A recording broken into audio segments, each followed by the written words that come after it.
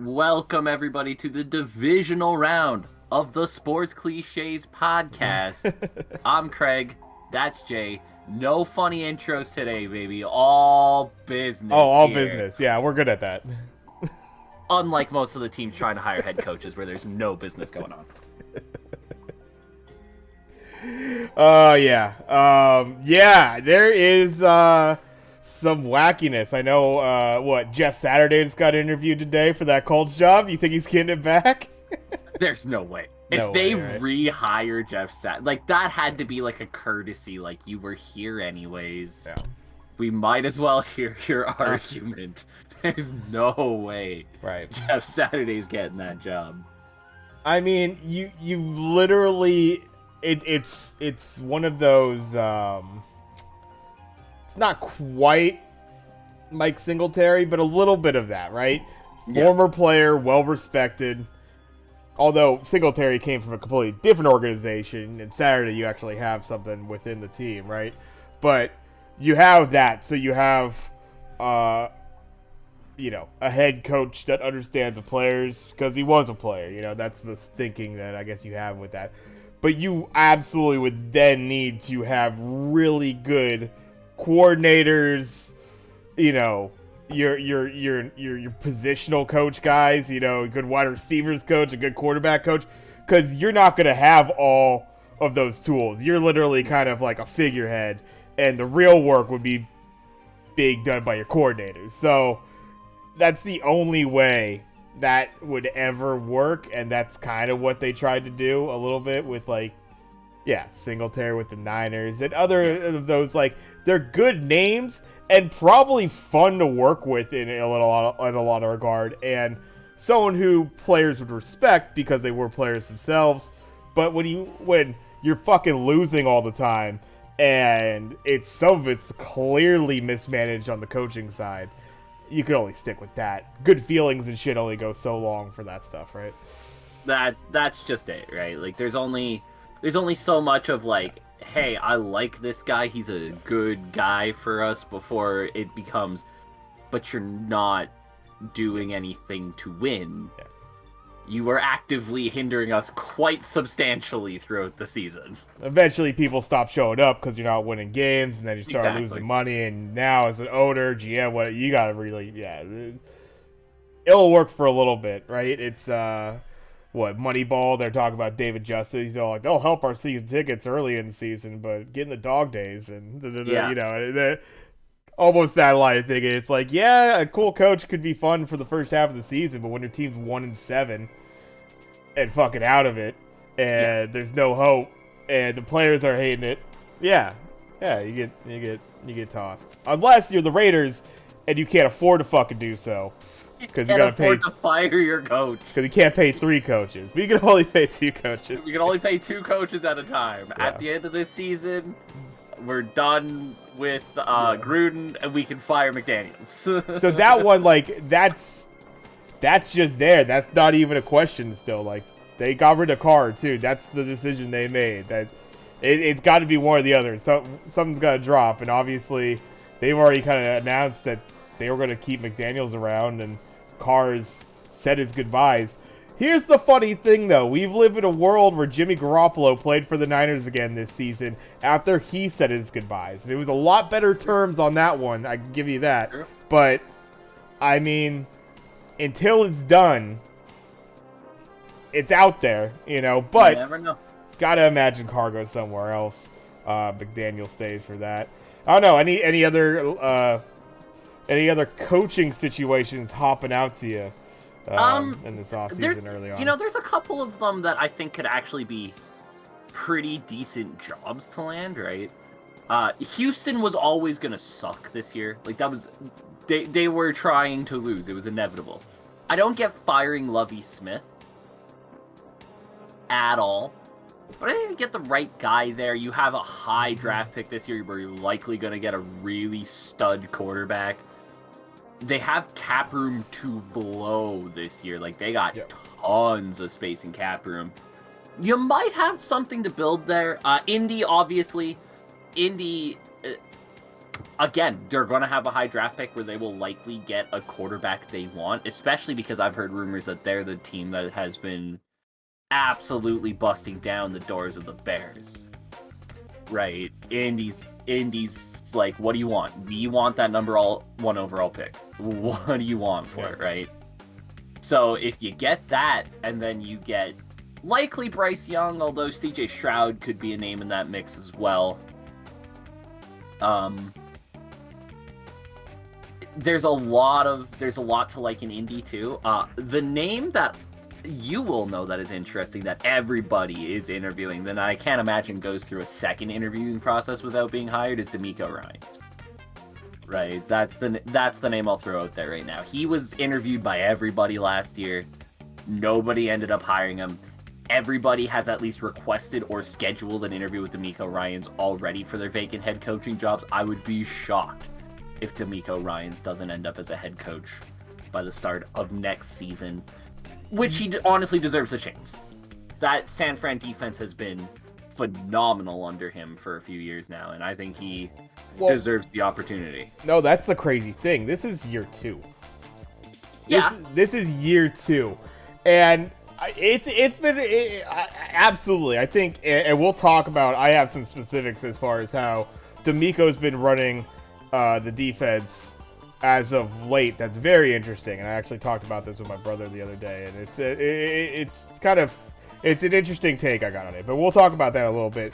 But the funny thing with DeMeco is, like, obviously he probably has he's gonna have some choices. He's gonna be the one with a little bit of maybe power in the situation, because he's gonna be a hot commodity. I will say, early on in his tenure, that first year, there were a couple games in there early on where it's like, man, that defense was not showing up, and they were getting burned. And it was like, man, like, I like the guy, again, former player, and you like, certain aspects that he was bringing, but, obviously with all the injuries, we know how depleted that secondary was last year for the Niners. There was only so much he had to work with at the same time. You're losing, guys like Mosley, that sort of thing. You're trotting out rookies that are having to play your number one against their number one, and that's a tough go. Obviously, this season, you're talking every position, multiple guys. If you got your Nick Bosa's, you got your Omenahus on the other side. If you got your Eric Armsteads, you got your plenty of guys that they rotate in, plug in the middle. We've talked about Fred Warner, Al Shazier, Greenlaw, the linebackers, and obviously their secondary. You added Trevarius Ward into that core. Even though they've still had the injuries there, we are still missing an Emmanuel Mosley from this secondary. That would be pretty big. You have interesting situations like moving Jimmy Ward to the slot because you have a guy like Hufanga in his second year playing so much better than expected. So you get the young kid. You get a savvy, a veteran who was not highly sought after in a Gibson, and he's playing so well. So obviously a lot of pieces there. But to get to the goddamn point, DeMeco Ryans, absolutely no reason you shouldn't. That's your top. That's the pinnacle. Becoming a head coach. Do I want him to stay? Obviously, but it's kind of been the thing with the Niners as of late. You get a guy in to one of these coordinator roles, whether you're Mike McDaniels or you're a DeMeco Ryans, and who knows, who else as you go through. These guys, they'll get picked up by other teams, and he'll have his pick. Sean Payton, also another big name coach. Obviously, he's been at the desk for last year, and he's talking about wanting to get back into coaching. He's going to be another sought-after name there. I really think it's really those two at the top. There's obviously some other names that will be some good names that'll get hired some of those other places. But those are your two ones. And right now, I think there's, 5 open coaching positions right now? Or is there, let's see. I think there's any more than Arizona, Indy, Denver, Houston, and there's one more that I'm missing here. Carolina. Yeah. So, some opportunities there, some interesting teams too that you wonder what they could do. It'd be funny as hell if a guy like Sean Payton all of a sudden is coaching the Panthers in division like that, against your old Saints 2 times every year. That'd be kind of funny. I don't know. We'll see. I don't know if there's a job out there that Sean Payton jumps at. I right away thought he's going to be the next head coach of the LA Chargers. But they're not firing Brandon Staley, apparently. So have fun with another year of Brandon Staley. Yeah. What job is out there that right now you look at a guy like Sean Payton and go, he jumps at that job? Unless he's just really desperate to get back in, which I know he wants to, but I also don't think he's going to jump at the wrong opportunity. I just don't see it out there, right? Like, there's some places where I think you can do some stuff. Like I said, I think Indianapolis, especially given the fact that they're likely going to draft their next quarterback, right? And that position will finally be solidified for the first time since Andrew Luck. You might have something there, but outside of that, even that job, I don't think is a slam dunk, right? I think there's a lot of work to be done in Indy still. That offensive line is abysmal. I don't know if there's a job out there that's, this is the job you got to go out and get. Yeah, as of right now. I mean, who knows what's to happen as the offseason goes on. Usually teams pull the plug sooner than later, because the later you wait, the less of a pool you have to pick from as far as the coaches are concerned. So, yeah, this might be it, and yeah, maybe he does. But apparently the word is that he was interested in being a coach again. Therefore, what kind of lines up. I think he would be another guy. But I honestly do. I kind of agree with you. D'Amico is going to be the probably top of the board for a lot of these teams. When you're talking about, those Carolina Panthers or something like that, that's a defense he could work with probably. Yeah. Gotta imagine. Probably. He's probably like, yeah, we're some pieces away, but that you can make that work. And yeah, who knows? Who knows down the line? It is a damn shame that all this has to be figured out right now. Like the fact that D'Amico Ryans is having to interview for these positions while literally about to coach a divisional round playoff game. A little fucked. A little bit. Yeah. I do think it should be the kind of thing that you can't do until after the Super Bowl. Right. As far as, like, the full interview, I think they do stuff remotely. So, like, I don't know, that puts a little less pressure on you. But, like, in general, and even if you did have a role in place, like, teams would fuck around with that probably all the time. As far as, like, tampering, 100%. People would be, absolutely going under the radar and being, like, interested. Yeah, all right. It's, like, just a little note, and we'll do an official thing later. But, yeah, it's,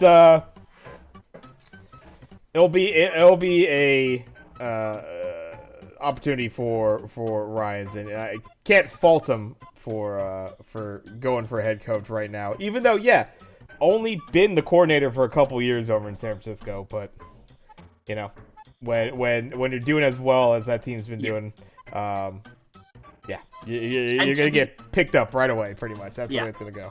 And to be fair with D'Amico, he was a linebackers coach there for about 3 years before he got that job as the defensive coordinator, so he's been in on the thing for a while, right? True. Like, absolutely, as far as the building of this Niners defense that has gone from where it was to where it is now, which I think most people would agree is the best in the NFL.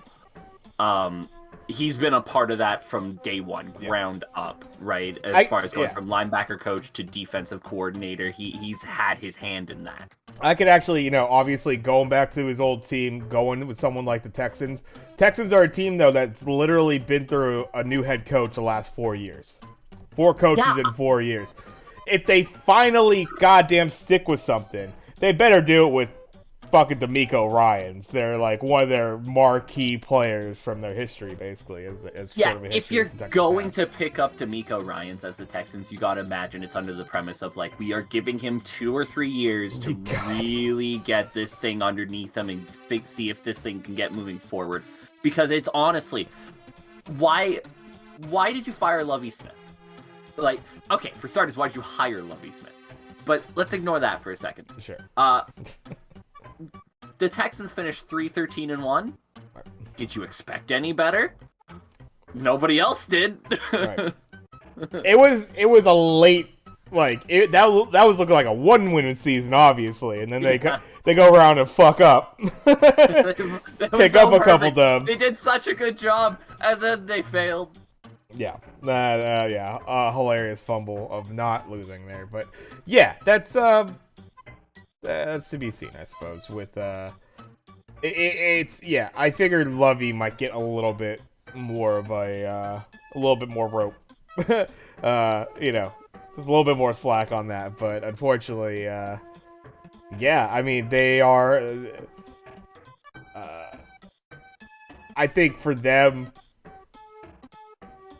they I think the Texans have to be all in on D'Amico Ryans. That's really the one that makes the most sense to me as far as why they would have pulled the trigger so quickly on Lovie Smith, and where you might get a little home favor on that one. Yeah, obviously the history there is without saying. A couple other names that stood out to me that I'll throw out there. Ejiro Evero, who is the defense coordinator of the Broncos right now, has been interviewed by fucking everybody. If you're Denver, just promote him. Hmm. I'm sorry, the dude has done literally everything he could to win you football games. Yeah. And he deserves the reward for it. That Broncos defense, we've talked about it before. They're so good. They broke a little bit at the end of the year, but I think that was just fatigue, right? Like you're having to deal with the turnovers, the constant problems of your offense, constantly bad field position, and you're still holding teams to like 24 points a game. That's really good.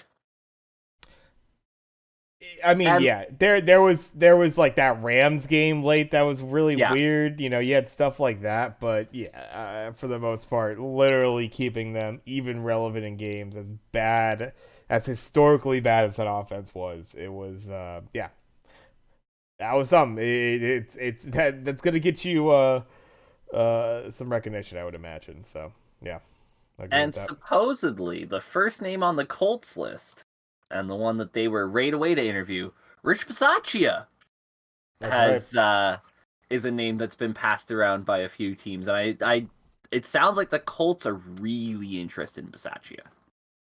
Obviously, we've seen what he did as the interim head coach Right. in Las Vegas. We had questioned whether or not he wanted to be a head coach or whether it was just one. Given the fact that he's so quick to throw his name back into the pool, I imagine he wouldn't have said no to the job offer, which now makes the hiring of Josh McDaniels even worse. Yeah. Yeah. I mean, things could change. It's been a year, that sort of thing. I'm not completely writing that off, but Yeah. yeah, absolutely. I mean, like, that'd be a major fumble. That'd be a major fumble. But what's the fucking surprise? I mean, There's none. Mark Davis is a fucking clown. We know it. So who's surprised that he would fumble? I mean, oh yeah, Patriot guy, give him a second chance, I guess, and we'll hope that's enough. Even though, yeah, exactly. I don't know. You had it in Bisaccia. You let that go if that's the case. Maybe Bisaccia saw the writing on the fucking wall. Was like, no, I don't want to head coach this fucking team. Are you kidding me? Maybe. This clown shoes fucking owner? No. I'm Yeah. getting the hell out of here. I'll be special teams coordinator because that's probably what he enjoys. But I mean, yeah, again, it's the pinnacle, and Yeah. they're especially special teams guys. You're talking about a handful of guys in the history of the NFL that are coming out of a special teams coordinator position to Yeah. become the head coach. Um, I know there's only a few out there, so that would be pretty remarkable. Yeah, I know that's something to look up. I'm not even too It's sure. just like I gotta I'm know. like, I know there's, God, I'm just trying to think like who could have even been special teams coordinator. Well, I know there's obviously one really famous one, and that's Andy Reid. Oh wow. Came from came from a special teams coordinator background. Um, Oh, wow. Holy shit. Yeah, no, everybody should start hiring some fucking special teams coordinators. Here's a list of coaches who went from being a special teams coordinator to being a head coach. Bill Belichick, Bill Cowher, John Harbaugh, Andy Reid, Dick Vermeil, Chuck Pagano, Ken Weishurst, Mike Ditka. Wow. Ditka went from special teams. That's interesting. That is a random fact right there. I would have never thought Ditka. Holy shit! Everybody hire special teams coordinators. They're the best coaches you have. Yeah, I mean, we've talked about this before. I think it's a great point to bring up. What is special teams coordinator doing? They are working with essentially the bottom half of the roster. Yeah. They are working with 26 to 53, basically, right? Your backups, your third stringers, those are the guys who are going to be out there running down punts, taking kick returns, blocking for that, all that shit. And so everybody knows the guys at the top, but you get familiar with the guys at the bottom. You probably have the best scope of idea of what people are capable of on your team. Yeah. Basically. No, that's probably true. So I mean, I think it's a cool, obviously perspective, but I think special teams guys, yeah, they have a again. You're having to lead this group of 53 adults, 53 men, right? And yep. There might be a certain amount of respect that you might gain from coming from that background to where you do work with everybody. Yeah, it's very interesting, and I don't think there's a lot of bullshitting with it either. Like, yeah, you have some gimmick plays and stuff that you do with special teams, but it's pretty much like you guys got to do your fucking job. Otherwise, you're pretty much cut. If you're not getting it done on special teams, you're the third string tackle. We don't. We'll find somebody else. We'll pick a guy up the practice squad. We don't give a shit. Like so that's it. Like it's there's no shenanigans really with those guys. I'm sure. Well, that was the point I was going to bring up. Right? It was like when you think about it, they're likely the people who are the least likely to go 4th and 2, ball on the 35.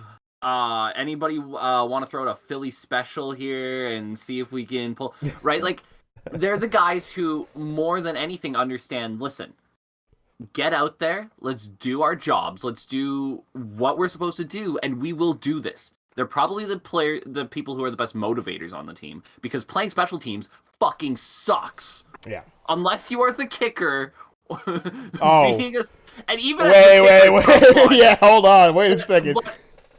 You could be mayor or something like that. You could be fucking hung out. Physically sucks. Yeah, right.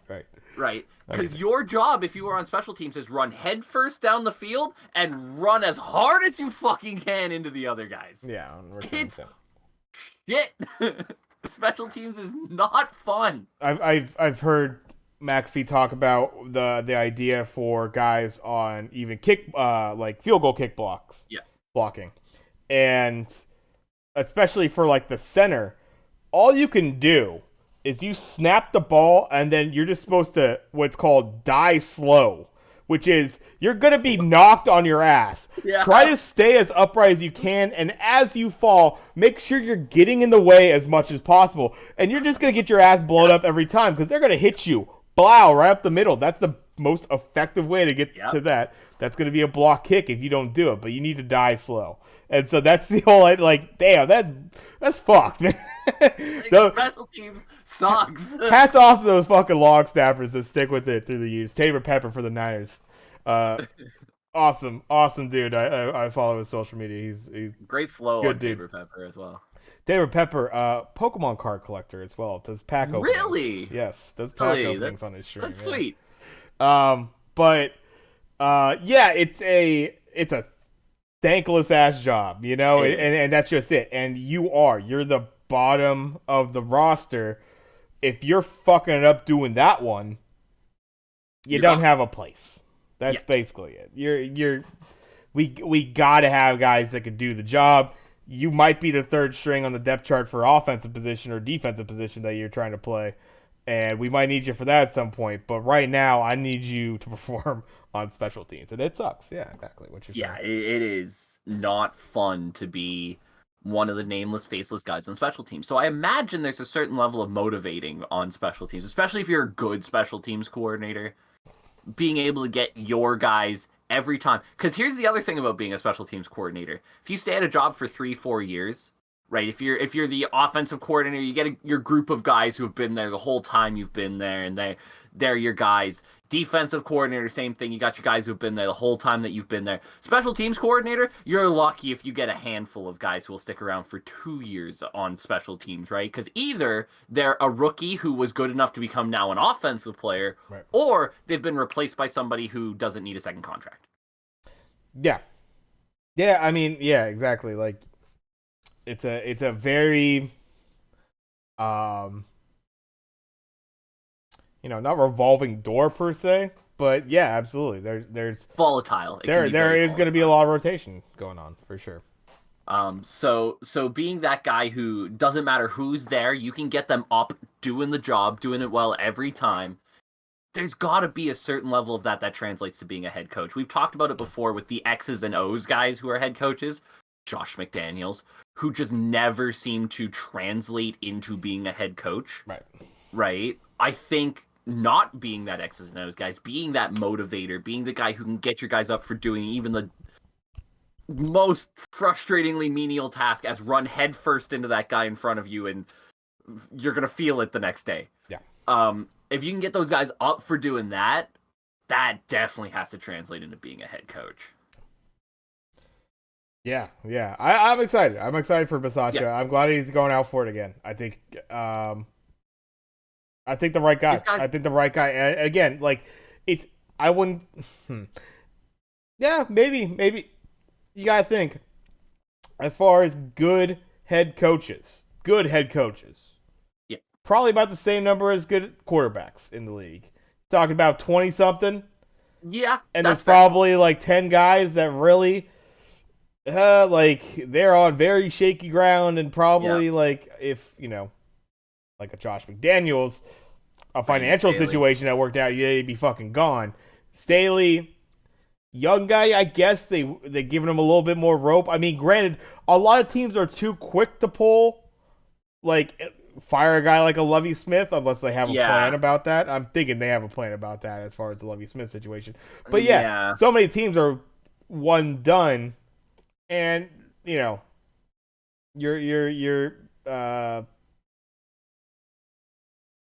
I think as much as it's interesting, and I'm like, is it worth it to pull a guy when there's only a couple games left in the season? There probably are. Like, you figure that out sooner than later, and you're ready to move on next guy. You get an interim guy in there, you ride out the rest of the season, but during that time, you're already actively looking for your next head coach. And obviously, started with the rules, and we had a couple more through the season, that sort of thing, but a couple interesting positions. Nothing as like a fantastic job that's going to open up, but I'm interested. D'Amico, I think he has a great defensive opportunity with the Panthers, and then he has the hometown opportunity with the Texans. That's very interesting. I will say, I do think there's a ton of potential in the Cardinals job. It feels like there's a good chunk of good players there that just have never been able to figure out how to play together. The Cardinals job is the one, because Cliff Kingsbury fucked that thing up royally. But you do have talent there, right? You have a guy like James Conner. You have a quarterback who has been up and down in the league, but has shown flashes of absolute brilliance in the NFL in Kyler Murray, right? Receiving core is strong. There are pieces on the defense. It needs work, obviously, but there are pieces there that you can build around. That Cardinals job could be the most interesting one. And if there is a job that maybe could tempt a Sean Payton out of the booth into coming back as like I want to go back. It might not be the sexiest job in the world, but I think I can do something there. The Cardinals job might be the one. Yeah, I feel like you need someone with a sound offensive mind, honestly, taking that job because that's what Yeah, you have right now. You just have a lot of now you have a lot of money tied up with Kyler Murray, a whole lot of money, and you pretty much are stuck with him. So that's the only aspect to where it might not be as sexy of a job for some coaches yeah, because that's not the guy they want to roll with going forward, and they're handcuffed to it at this point. You're walking into that Cardinals job. Your quarterback's decided as far as your starting quarterback, and it's going to be for the next few years because they signed that for a 5-year contract, I think, yeah, initially. So you're 1 year into a 5-year contract. You're yeah. not cap wise. You're not getting out of that thing for Nope, another 3, basically. So nope. I will say I like the fact that you say they need a really offensive minded guy. Their list of people who they have scheduled for interviews. yeah, Uh, Evero, Flores, Glenn, Vance Joseph, Sean Payton, Frank Reich, D'Amico Ryans, all defensive guys. yeah, Outside of Sean Payton, who yeah. has shown the ability to run a good offense. Yeah, and when I say that, it's what's the personnel, who are you bringing with you, basically? Yeah, Because yeah, you could be a defensive head coach. That's fine. We've kind of talked about this. As a head coach, you're not. Some guys, yeah, they're absolutely they have their hands in the offense. Your Kyle Shanahan's. He's not going to not have his footprint on that. It doesn't matter who the you're, offensive coordinator you're is. Josh McDaniels. Basically, yeah, On the other side of yeah, the good and the bad of it, right? yeah, But I think for defensive guys, like you would hope you would potentially have a good counterpart offensive coordinator that would really be the one you to make that work. And yeah, I think uh, Kyler's the guy that yeah, the flash has been shown there. That I think that's evident. It's been a particularly bad season, and when you look at some of the film, that sort of thing, it's just not good reads. he won't do that though. Don't worry. Yeah, we'll see about it. Let's see. Any other coaches you want to hit on? That was basically it. It was just fascinating to me that every single team, no matter where they're at, Evero and D'Amico Ryans are the two that pop up, and I'd be shocked if either one of them goes through. I didn't mention too much about Ejiro Evero because I'd be shocked if he doesn't end up just as the head coach of the Broncos, right? Like it seems to make sense. He's been there for a few years now. He knows the system. Uh, I know the Broncos wanted Harbaugh. He's not coming. Sorry. But you got a guy in there who's done a great job in the job that he has for you. He's done everything he can to win your team games. Let's see if we give him a bigger role. Let's see if that pays off. Yeah, there we go. And let's keep that going. We're talking about D'Amico Ryans. Let's just jump into we'll jump into a little bit of last week's games, and D'Amico Ryans was on the other side. I want to we'll talk about last weekend. We had wildcard weekend, obviously first round of the playoffs. Everybody except the 1 seeds playing on both sides on the conferences, and we had 6 losers out of those games. And so we're gonna go for a little bit of a run through of the losers of the weekend and what their off season's gonna be looking like going forward. And that Seattle San Francisco game let us off on Saturday for the weekend. Seattle, obviously, within that game right there, it was a tale of two halves. Yeah. Played a pretty damn impressive first half there.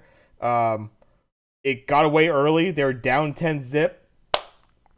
Got right back on it after 2 pretty solid 3-and-out stops that they had on offense to start. Their offense started to find it. DK Metcalf started catching balls. They took advantage of a couple situations and came out of that first half with a lot of energy, a lot of momentum.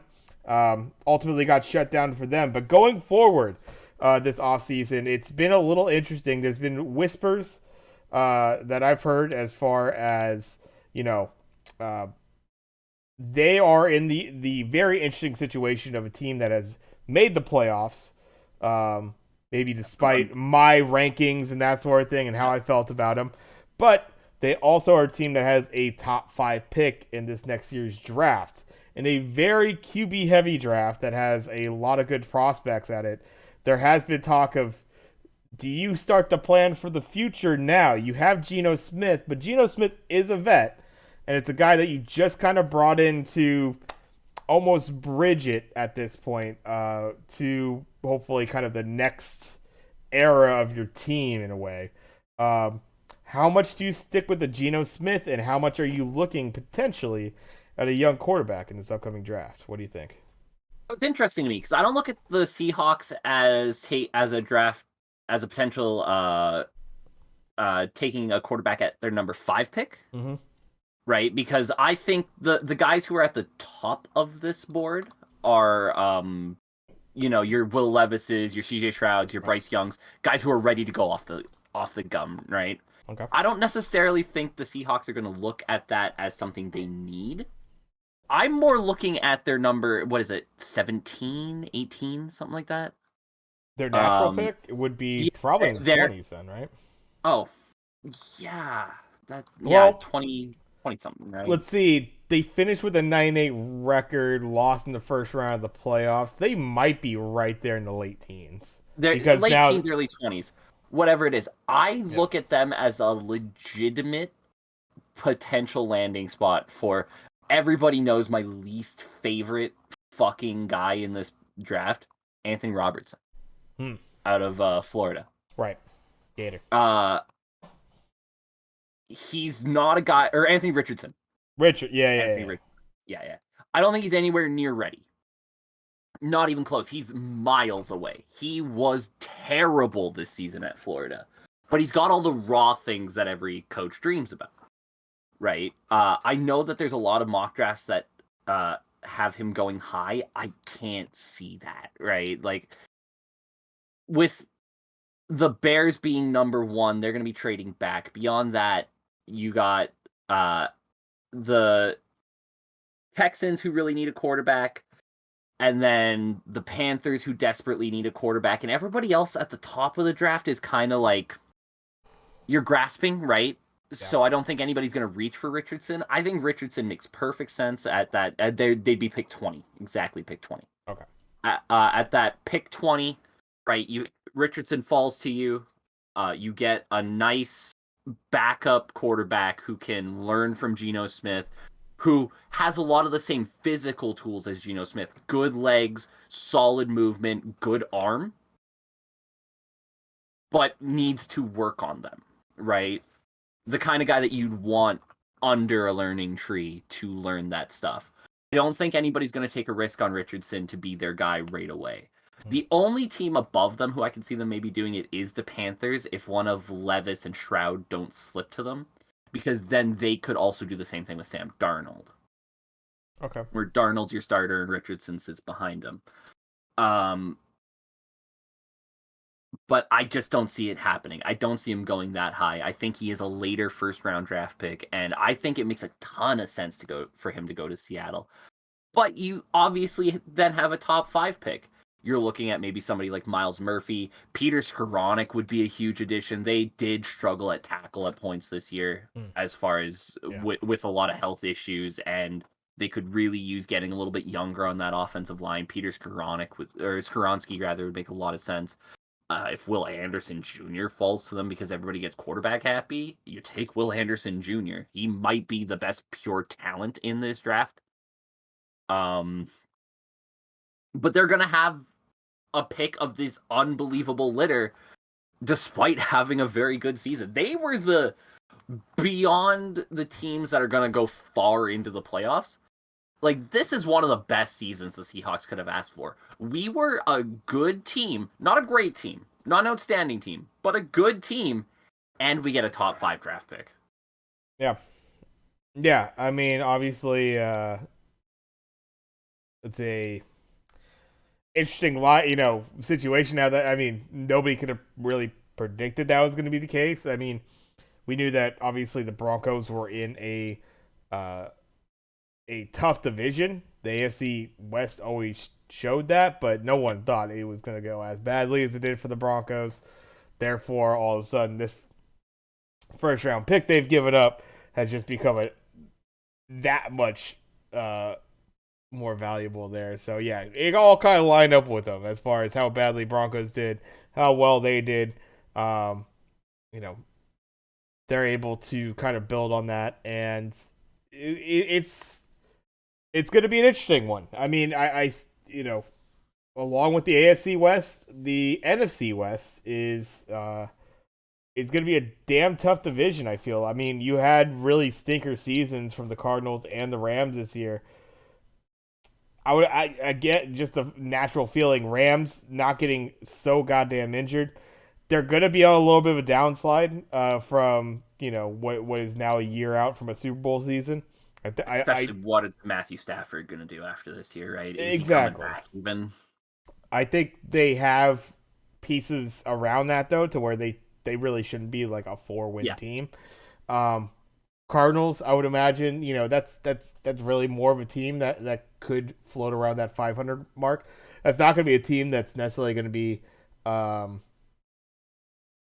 maybe super scary as far as making the playoffs potential, but I think they definitely played worse than felt they were going to be going Yeah. into this year, and we'll see as far as their head coaching search and what they're able to line up there. It could, yeah. There's potential there with the talent that they have on the roster. They might be able to turn it around over there. So we'll see. As you know, right there, that anybody that's not the Niners, it gets a little muddled from 2 through 4 in that division. So it'll be a tough one for them going forward. I personally feel like you got a good thing in Geno Smith right now. You don't fuck that up. Nope.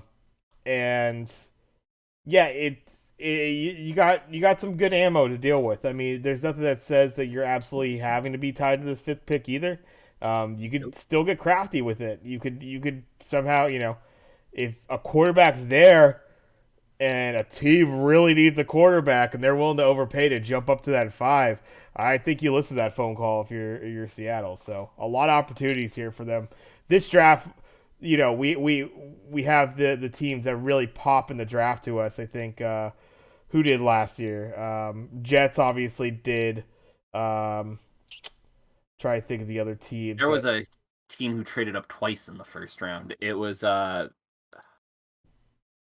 somebody traded up for a receiver and then traded up again, like because they had like all of the Jags, first round Dolphins. picks. I'm trying to think of who the hell popped. Yeah, there was another team though, but they're the ones that could, they could be the team that's making drafting like 3 really nice guys, depending on where they're slotted in. So, yeah, good for them going forward, I suppose. Philadelphia. Philly, yeah, Philly did it. Philly traded into the first round twice. Right. Yeah. Um, right on. Let's keep it moving into the second game of Saturday, which was the Jacksonville Jaguars hosting the Los Angeles Chargers. Another tale of two halves game in which the Chargers were leading this game at one point 27-0, became 27-7 at half. Put an extra field goal there, but in the second half, they just absolutely fell apart. Only got one field goal in that entire second half. And they end up losing this game in regulation, 31-30. We talked about him before. Staley, their head coach, being a big question mark, and figuring that after you fumble it pretty much twice in a row, Yeah. after a very, very rough regular season at points, that they did kind of rally back, got themselves that 5th seed, that high wild card seed, and then just the collapse against Jacksonville, who that's a surprising team. Jacksonville being able to pull it off. Home team that that it was not looking good. it was looking real bad. You have first half four first half interceptions given up by Trevor Lawrence in that one. Yeah, going forward, I mean, I don't know. Chargers kind of in the interesting position. I think the only thing you really thought of as far as changing for this team was the head coach, and they decided not to do it. So they're just gonna roll the same team out there for the most part, right? Brandon Staley's got to have evidence right? Like, he's got it somewhere. This is a team that has, on offense, Justin Herbert, Austin Eckler, Mike Williams, Keenan Allen, Gerald Everett. On defense, Derwin James, Drew Tranquil, Asante Samuel, Kyle Van Noy, Khalil Mack, Seb Joseph, right? All of the pieces are there. There's no excuse for in your 2 seasons as a head coach to go 9-8 and miss the playoffs because you called a timeout for no fucking reason, and then go 10-7, barely sneak into the playoffs, have a 27-0 lead over the Jaguars, who, yes, feel great for the Jaguars. They've been an awesome story this year. They're still the Jaguars. They're not a great team by any stretch. This is a team whose top 2 receivers are Christian Kirk and Zay Jones. Like them both, they're not top 2 receiver quality. They got paid like it. They did get paid like it. You cannot blow that lead. It can't happen. I don't know what more you need to see out of Brandon Staley to recognize, like, his play calling isn't great. He doesn't do a great job of managing game situations. This is incredibly enough the 3rd time that he has done something stupid with a fucking timeout. right? Like, that late in that first half, they have the chance to just let the half run out. Let it go. And calls a timeout. They end up not converting. They kick a field goal, and then Jaguars go down and score a touchdown, right? You had a chance to kill some more clock there. You're up 24-0. Let it die, right? Yeah. He doesn't manage games well at all. His play calling has been horrendous. Now, whether you blame that on him or the coordinators, he's the final say on that. He needs to be the one who, if it's not going well, goes to the coordinators and goes, listen, guys, something's wrong here. We need to figure it out. And instead, it's just been status quo for 2 years. And it looks like it's going to be status quo for 3 years, because guess what? Next year, the Chargers are going to be 9-8, 10-7, get eliminated in the first round. If you're going to stick with Brandon Staley, this is what you get. This is his peak. Yeah, I mean, to this point, I mean, that's what it's kind of shown. I guess that's the only thing that you have going for it, is that a team that has been competitive as far as through the regular season is concerned. Obviously, yeah, the debacle of last year, you actually made the fucking playoffs this year, thankfully, but yeah, I mean, it's the what would be your next move as far as the Chargers are concerned, as far as who's your next head coach sort of thing. Obviously, we've talked about some guys that are available, some interesting prospects out there. They already made their call. Like, they're gonna obviously they're set with their team. That's outside of obviously free agency, and I'm not too sure exactly what their cap situation is going to be looking like down the line here. But it seems like, yeah, core of that team, head coach, they fired the fucking offensive coordinator and one other position, I believe. Just the offensive coordinator, as far as I know right now. By the way, have you heard who they hired, who they interviewed for that? I mean, recently fired also was Greg Roman out of the Ravens, right? Yeah, but not who they not that immediately. Yeah, not that quickly. Zach Robinson from the Rams passing game coach, supposedly, because what the Rams showed this year in the passing game makes you think, right? That's our guy. Yeah. I mean, I sometimes, I don't know, you gotta look at like maybe the history, that sort of thing. So maybe there's a guy in a higher up position that liked working with that guy before, and you have friends in the right places, sort of thing. Yep. It's not what you know, it's who you know, sort of thing. But yeah, I don't know about that. The Chargers, I mean, everything considered, I mean, still I think clearly it's going to be your number 2 team in that AFC West right now. But yeah, do you want to keep riding mediocrity right now, or are you trying to do something more?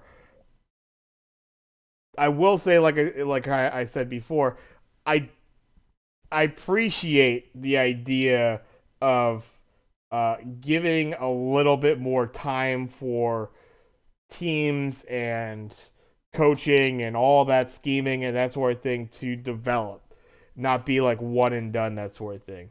The thing is, with this, you already have the players. So now it's just like how many, I don't want to say years are going to waste, but how long do you want to let that try to simmer and try to make this work to be a put out a better product than you have? Because, yeah, with those guys, you feel like this should be like an 11, 12 win team, and they should be an incredibly dangerous team in the playoffs. And it looked like for about a half they were going to be. uh, and yeah, epic. Just absolutely epic collapse there. A couple things, just unfortunate that didn't go their way. Kyle Van Noa, he brought up he was playing close to the line late in that game. Ball Yeah. comes right to him. Granted, that's a tough play. Like Yeah. that's a bullet pass coming out from Trevor Lawrence, basically. And you're playing right there in the line. He's only playing maybe 5 yards off of that Yeah. when he's throwing that ball. And you're going up and you're trying to, but it's like, oh, That would have sealed it. that would have sealed that easy right there. So, um, just enough went against them right there. But I don't know. Yeah, you start to feel that collapse happening. You're like, there's no fucking way they give up, and they just kept on giving up shit left and right. And then what a play call! What a goddamn play call! I love the balls to go for two after they give you the penalty on the extra point, so you get it that extra yard closer. And then Trevor Lawrence just taking the snap, and just immediately, because he's a tall son of a bitch, just reaching right over the line and getting that 2 point Yeah. conversion for you. Yeah, very, very, very smart stuff there. I love the balls and making that play call. And apparently, that's not the play they called. They did not call a QB sneak. He just made the call to where, like, Yep. oh, I could just reach for this. Like, yeah, the tackles are right here and there. Like, they can't get to me. If I get the Yep. ball, yeah, tutty. So yeah, pretty smart on that. Chargers gonna be a lot of question marks going forward. And I suppose a lot of question marks going forward for this next team too, which uh been interesting to hear. Given that I felt like for a large part of the season, the streak that they had, the Miami Dolphins were looking like they had come all the way back. They had a horrible start to the season, rallied back for like 7 straight wins, I think, or something right there, and started to fall apart toward the end of the season. They still sneak into the playoffs there at the very end, and they keep it so goddamn close with Buffalo right there. Just lose by a field goal last weekend, um, in your opening game of Sunday. But I've heard just interesting questions about Mike McDaniels, obviously with the potential coaching hires. The like, do we get rid of Mike right off the bat here? And then obviously Tua, and you have a little bit of an injury history that is making people question it. As far as they did to it themselves. The Dolphins really fucked up a couple situations there during the season. And by the end of it, they were left with Skylar Thompson as their quarterback into this game. Crazy how close they kept it though. But I don't know. What do you think about Miami going into this offseason here? Well, a couple things. Obviously, I don't know if you heard about it, but late last night, early this morning, they announced the Dolphins announced a ton of firings. Hmm.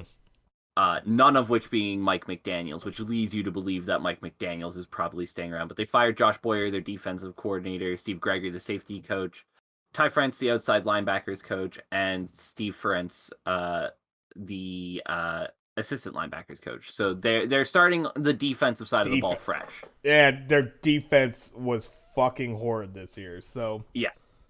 Yeah. That being said, uh, it was also announced earlier today that Tua is going to be back next year. Yeah. That was officially confirmed by Tua. He's going to be back next season. Which, by the way, if Tua was playing in this game, they would have won because Skylar Thompson was fucking horrendous, and they managed to stick around in this game. Yeah. Josh Allen tried his best to lose that game at points. He really did. It was not a good Josh Allen performance, but got them to the finish line at the end of the day. I think the Dolphins will be fine. I think a lot of what ruined the Dolphins this year was bad luck with quarterback injuries, honestly. Like I said, if Tua's playing in that game, the Dolphins win that thing running away the way that game played out. Skylar Thompson was abysmal, right? And normally you'd go, well, he was a third-string quarterback drafted in the 6th round. You can get away with it, except for the fact that a team that won has a third-string quarterback drafted at the last pick of the 7th round and is balling out. So maybe you screwed up that draft pick, Miami. I just don't like Skylar Thompson. Yeah. But yeah, it's just one of those things, I think, where bad situation that played out in front of you that was out of your control. I think you replay this season with a different situation. I think it ends up looking okay. I don't think it's time to panic yet if you're the Dolphins. Kind of stay the course. You shouldn't have fired your last coach, but you did. Oopsie. You managed to stumble backwards into a guy who is still a good head coach. Just keep him around. Fix the defensive side of the ball. You'll be fine next year. Yeah, I mean, that's the thing. You got to figure it out on defense. And I think at parts, it's like it was very surprising how little this running game ended up doing for this team. I thought it was going to be a strength for this team going forward. They picked up multiple pieces trying to get that thing figured out. Never really did, even when they got Jeff Wilson Jr., who I felt like was doing just fine and playing pretty well when he was playing for the Niners. I thought when going to the Dolphins, you'd be putting him right in.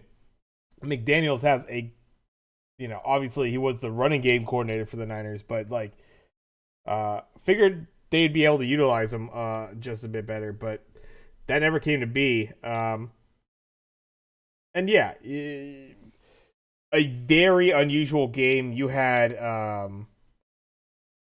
some bad drops from Waddle. Hill had a bad drop early in this game, so they're not really doing Skylar any favors. No. But 18-45 speaks for itself. It was a lot. It was some bad drops, but it wasn't that many. And yeah, it's pretty crazy. Despite everything, this team really did stick in this game. So yeah, I'm with you. Don't panic. The season didn't go well for you in multiple regards. PR wise, you guys took some hits. You learned some fucking lessons from it, I imagine. You get right on defense, and you're a very strong team there, obviously in the AFC East. I don't think there's anything too much to worry about in that regard. Keep it moving to the next game, the afternoon game on Sunday there, and our first upset, I guess. I suppose the Chargers were favored in that game, but as far as seeding was concerned, the Giants able to take it against the Minnesota Vikings, who were hosting. Minnesota out as the 3 seed. In those one-score games, they were perfect in the regular season. They won them all, something like 10-0, something like that, or some crazy number. And it was even more than that, I think. 11-0, maybe. 11-0, yeah. And because it was like all of their losses were like blowouts, and they didn't really win many games by a lot. Yeah, that's why they ended up with like a -6 point differential or something stupid like that. Yeah, until like the last week, which I think they played the Bears, and they actually pulled. They were able to because the Bears knew the task at hand. Houston, the Bears got the assignment. Yeah, I don't know any interesting whispers as far as this offseason's going for the Vikings. I think, Justin Jefferson to be paid, that's going to be one thing for him. I think there's a question mark as far as I'm not sure what Dalvin Cook's contract is like going forward. They've already kind of they've kind of started to, uh, that contract's been decided for Kirk Cousins there, so they're riding with him. Um, so yeah, probably the least amount of shakeup I imagine for someone like the Minnesota Vikings. Maybe Dolphins have the least amount of shape as well, although they fired all their defensive coaches. Um, yeah, I don't know. I don't know anything as far as what could be on the horizon, what they're going to be changing up for this Vikings team. Obviously, did win a whole lot of games in the regular season, but yeah, ultimately a very disappointing finale. This is a game in which they got down early and they rallied back a bit, and then Giants just got the lead back and kind of snuffed them out for the most part after that. Yeah, it's funny to me how many people are quick to jump on Kirk Cousins on this one too for me. Because he was fucking outstanding in that game. He fucking balled out in that game. Kirk Cousins had a fantastic game. He was the one person you can't blame on that. TJ Hawkinson, too, was awesome. But, Yeah. Justin Jefferson had two abhorrent drops that you just don't expect out of Justin Jefferson. Dalvin Cook he was okay, but he never really got going to Dalvin Cook levels, right? It felt like, and then obviously the defense just crumbling. Daniel Jones just picking apart that defense. Yeah. Um, I don't, I don't know where you can look at this game and go, clearly Kirk Cousins is the issue. Um, that offense needs a little bit of work. Adam Thielen is still very good, but he's also 33 next year, right? You got TJ Hawkinson, which was an absolute steal from the Lions. Don't know what they were thinking there still. So you're going to have tight end play for the next few years. I can't imagine they don't just open a blank checkbook and say, how much do you want to Justin Jefferson? So you would imagine he's going to stick around. They need to find ways to improve that defense. They could use a couple more big play offensive guys, but where they're at in the draft, I imagine you can find them there. It's just one of those things where I don't know. I can't look at Kirk Cousins play and go, "You are the problem here." But at the same time, if you're not sold on him, there's a lot of teams out there who would look to make a move for Kirk Cousins, I would imagine.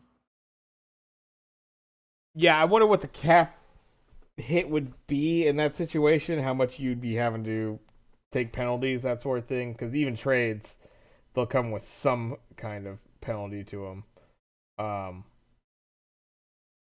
It is the But final year of his contract. oh wow, it is. Yeah, he's on the last year of his contract going okay. into next year. I guess it. Yeah, I mean, I guess it doesn't feel like that many years removed, but I remember when he re-signed with it. It was kind of a little bit of a surprise when. But yeah, that's probably good 3-4 years removed now. So there you go. Yeah, Dalvin Cook's an interesting one because I know they kind of like Madison too. So I wonder if they have a willingness to even, um, because Cook, I believe, has a contract due. If not this off season, the next upcoming season, off season. I'll agree with you with Hawkinson and Jefferson. Yeah, you gotta look to pay that guy because he played at an MVP level. Thielen, he definitely lost a step this year. He is not the Adam Thielen that I think maybe people remember. Yeah. At least his involvement in this current offense is going to be a little bit taken off there. So they really have to probably look for another receiver there. I feel you have to have a proper two. I think Thielen can still play a good slot for you, but I think you need a proper two opposite Jefferson. Might be somewhere you look. Kirk Cousins. Yeah, you're not doing too terribly with the Kirk Cousins. Obviously, I think he's one of the your good quarterbacks in the league. So Yeah. I don't know if you could really make too much of a difference there. You have a good team, I would say, with a lot of positions. So I don't think you're in any kind of complete panic mode yet. And then yeah, obviously I think your defense has to be looked at in some regard because I think statistically as the season went on, they started to regress in some of those areas. And then yeah, when it came down to this one, it's just like you just don't expect to have Daniel Jones running wild on you, and they kind of got a little exposed by it. And not only was Danny Dimes doing it through the air, and he looked pretty damn decent throwing the ball.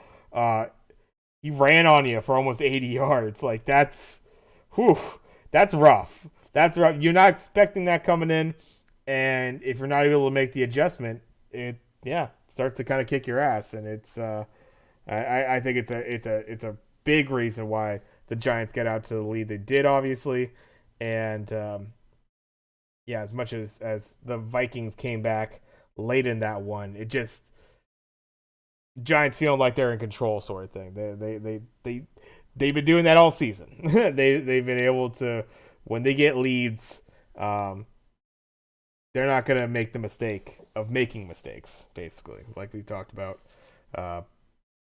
they're fine run the ball, and they'll catch you on a boot every now and then on a play action or something like that, and they'll run with Daniel Dimes. So very fun to see that. That was a great game, and yeah, as far as Minnesota is concerned, um, some changes. I think you gotta make some changes on the defensive side there. Perhaps we'll see something in the backfield. Maybe they go, and they figure what they could do with Cook, or if they move on from that. That'll be interesting down the line.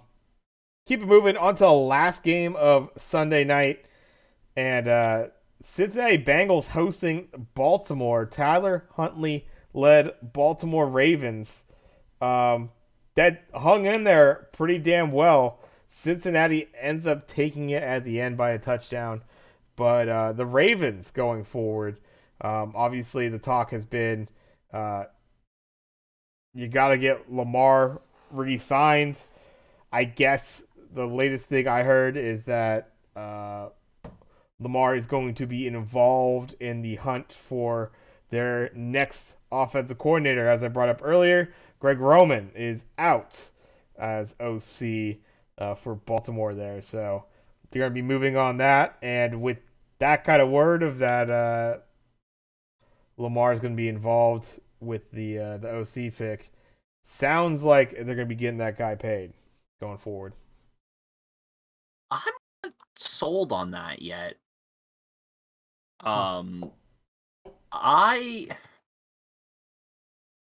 I think more important to anything than Lamar Jackson is that guaranteed money. He wants that fully guaranteed contract, and the Ravens have always made it clear we are not paying a fully guaranteed contract. I know there's a lot of belief around the team that the Ravens, that Lamar wants to stay and that they want him to stay and that they'll be able to figure something out. I still think there's going to be a bit of headbutting here that, if it's not handled carefully, could lead to really bad feelings among the two parties. We've seen it a lot of time in negotiating stances like this where, you're not necessarily that far apart, but it feels like mountains between you. And you just keep butting heads on it, right? If the Ravens learned anything from this year, it should be that they need Lamar Jackson. Not necessarily because Lamar Jackson's the best quarterback in the league, but because you've literally set up your team to play with Lamar Jackson to the point where your backup quarterbacks are Lamar Jackson light, and I can't believe it's not Lamar Jackson. This team is so designed to play a certain way, and without Lamar, like, there's not a quarterback that you'll be able to get in the draft who you can bring in who can do what Lamar does. Right? This is the only one who is potentially even close to that, and he doesn't have the same athletic profile as him as his CJ Stroud. But even then, Stroud doesn't have the athletic profile to do what Lamar does. He's not quite that athletic. His arm is better, but he doesn't have that athletic profile. I've said what I feel about Lamar Jackson before. I think he's a very good quarterback who runs the ball well, but really desperately needs to work on his accuracy in middle and deep throws. Because there was times this year, I know a lot of people got used to watching Anthony Brown and Tyler Huntley and going, God, they desperately need Lamar Jackson back. Before Lamar got hurt, this team was still playing like dog shit. They still couldn't complete a pass more than 5 yards down the field. Right? It is a big issue that he needs to work on. If he gets past it, this Ravens team can be very good. They have all the pieces. They still need a number one wide receiver. You traded one away and you didn't replace them with one.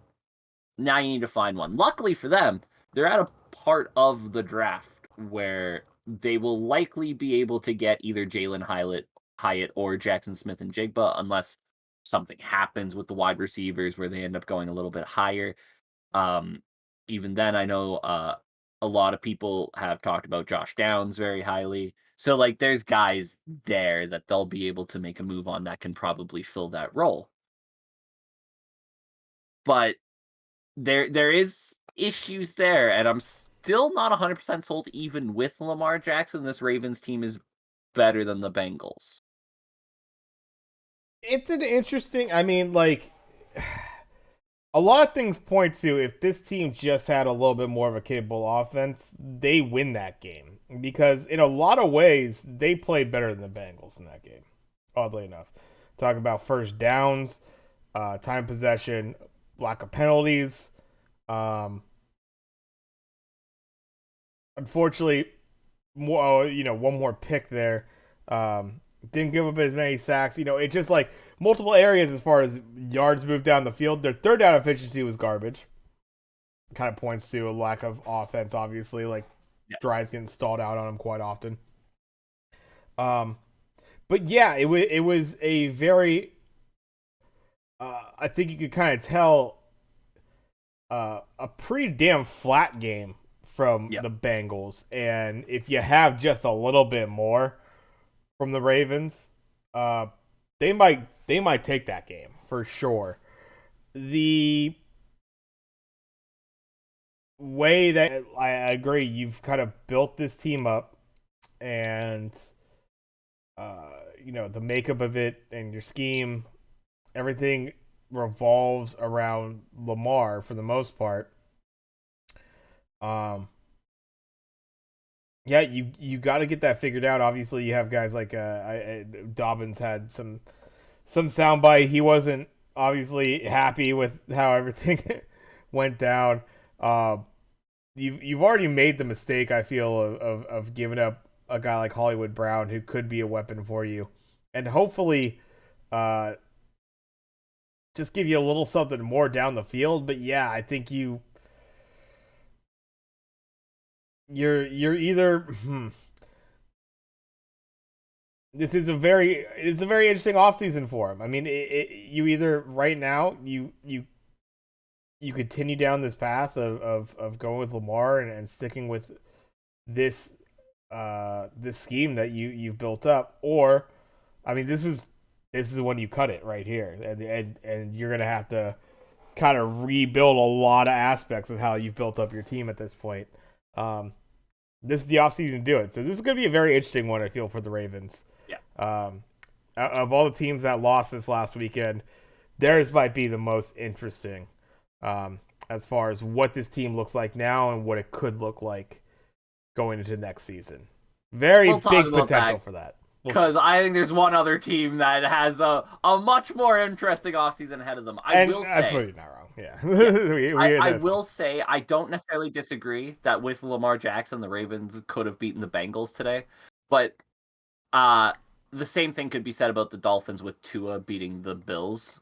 And I still don't think the Dolphins are a better team than the Bills. I even feel like, more to your point of how this team's built up around Lamar, and Lamar Light is essentially what's your backup quarterback. I think with a more typical offense and typical backup quarterback, that team probably wins. I would say, like, obviously backup quarterbacks are, they could vary quite a bit from one to the next, but you're talking more of your standard kind of build a team. they had very, very, very much an opportunity to take the win on Yeah. this game because If the Bengals did not play up to it, and the Baltimore Ravens defense played pretty goddamn well against it. So if you hadn't pigeonholed yourself so much into like there's only a handful of quarterback you exactly. could have picked up that could play the system, right? So it's not like necessarily there wasn't better quarterbacks you could have gotten than Tyler Huntley, who's not bad, right? But he's not exceptional in any way, right? He's milk toast. He's there, right? There are probably better backup quarterbacks you could have gotten, but could they play the Ravens system? Probably not. And Craig brought up a good point here. We'll talk about the last team here. This might actually be the team that shifts the most. This is it. This makes a lot of sense that it would probably be. The Dallas Cowboys went into Tampa Bay on Monday night, and they handled the Buccaneers. Bucks losing 31-14. And the big question mark going forward is obviously Tom Brady. Is he coming back? Is he going to another team? Obviously, all sorts of teams being floated around for the potential for Brady to be playing. I know I've heard a lot of Vegas Raiders talk as a potential. They got a spot now for it. Some interesting things there, but obviously Tampa Bay, I mean Brady in general, like this is a rough season. This he looked every bit of 45. They were bad. Yeah, they never got the ball down the field. It was a lot of 5 yards or less passes for sure. This team was all that. If you cut out the completion attempts from Tom Brady's stat line, it actually looks pretty good, right? 351, 2 touchdowns and a pick. That's a pretty decent stat. 35 of 66. Yeah. You completed 35 passes for 350. You are literally averaging like 10 yards a throw, right? 10 yards of completion. 10 yards of completion. Yeah. Significantly worse than that a throw. Yeah. And knowing how quarterbacking works, you had one like 30, 40 yarder in there, and then a whole bunch of 5-yard checkdowns, baby. Let's go. Tom Brady, he's done. He's cooked. I cannot, in my heart of hearts, believe there is a team out there stupid enough to employ him for another season. I think he is the greatest quarterback of all time. I don't even think there's really much of a debate there for that anymore, given all that he's done in his career. He is also 45 years old. Father Time, still unbeaten. And boy, Tom got his ass kicked by Father Time this year. Yeah. Yeah, it was kind of, it was fun to see, like, it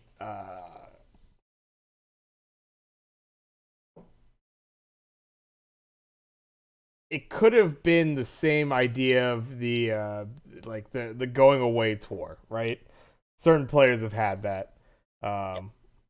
A-Rod and shit had that. I'm trying to think of like, and you just know it's the last season, and we didn't really get that with Brady, but like I know he played in San Francisco this past one. I gotta imagine there had to be feelings of like, probably. I mean, yeah, this probably definitely the last time he's going to play in some of these places as far as where he play on the road. Last time he'll play in San Francisco. Probably no matter where he goes, unless it happens to play within the division or some shit like that. But yeah, it's unfortunate. This was a rough one for him on the field. Obviously with his life in general, just like all sorts of craziness on that.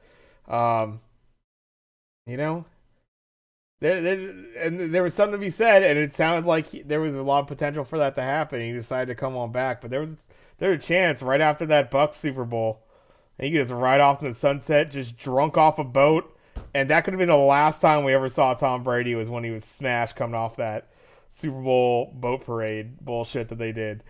That could be the last time, and that would have been what a glorious way that could have just Glorious ended for him. send But off. yeah, Win the Super now Bowl, get smashed on a boat, have a good time, and boom, you're done. Game's over. thrown around the Lombardi, like yeah, it's ridiculous. But now, yeah, the question mark. Um, you know, I I don't know what he's thinking. I want to say I heard something about like he wants to still quarterback next season, but like I hope he really thinks and considers this and like yeah, are you really trying to go through it and do you really still have it? Like it looked bad this season. There wasn't any real fun to be had by that offense. It felt like throughout the season. It was rough to watch. So I Yeah, it's bad. But for the Bucks, boy, what a fascinating offseason they could have because man, they have issues fucking everywhere. Uh okay, so Tom Brady's gone. right. Boom, you need a quarterback badly. Who's running the ball? Because Fournette and Rashad White aren't getting it done.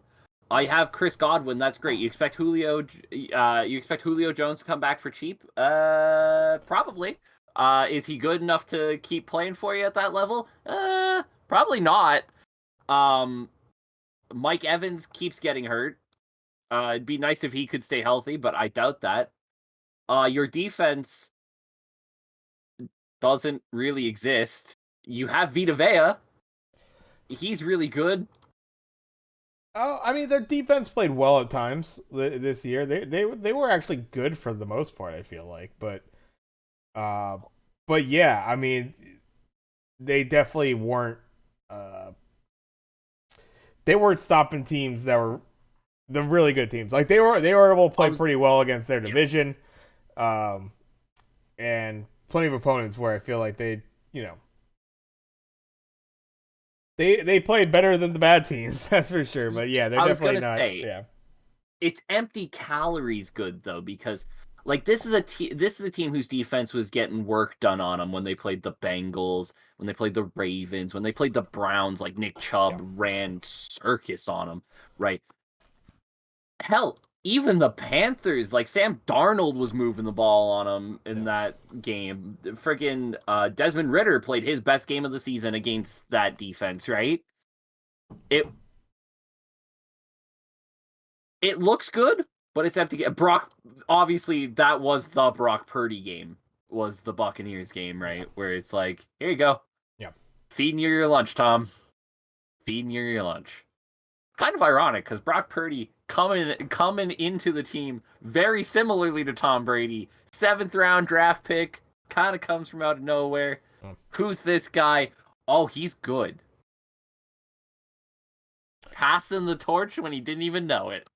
Yeah, I mean, yeah, a little something like that. I mean, it definitely made that finally coming back to SF bittersweet, I'm sure, for Tom there. But at the same time, like a crazy situation, which that is third stringer coming in, the kid.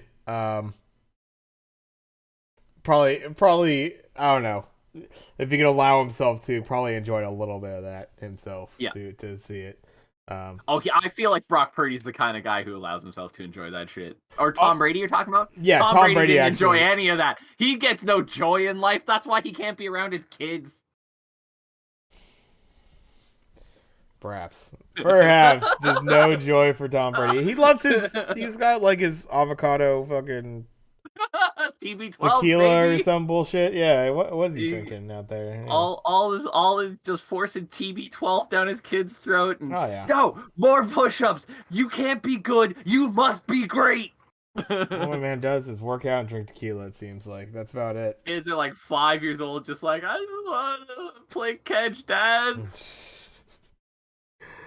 But yeah, if this wasn't his last season, I suppose big question mark there. And then yeah, I mean,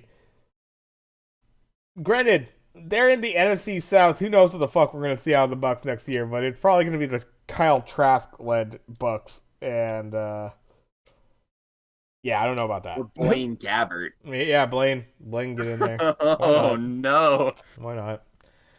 But let's keep it moving. We talked about all the teams that lost this last weekend. Let's go on to the teams that won and the teams that were waiting for them.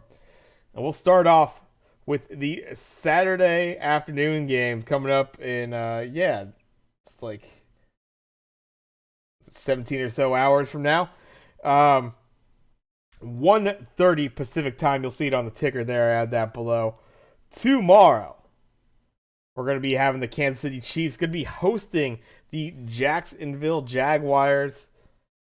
Kansas City, of course, your number one seed at 14-3 on the regular season. Jacksonville winning that thriller in the second half against the Chargers.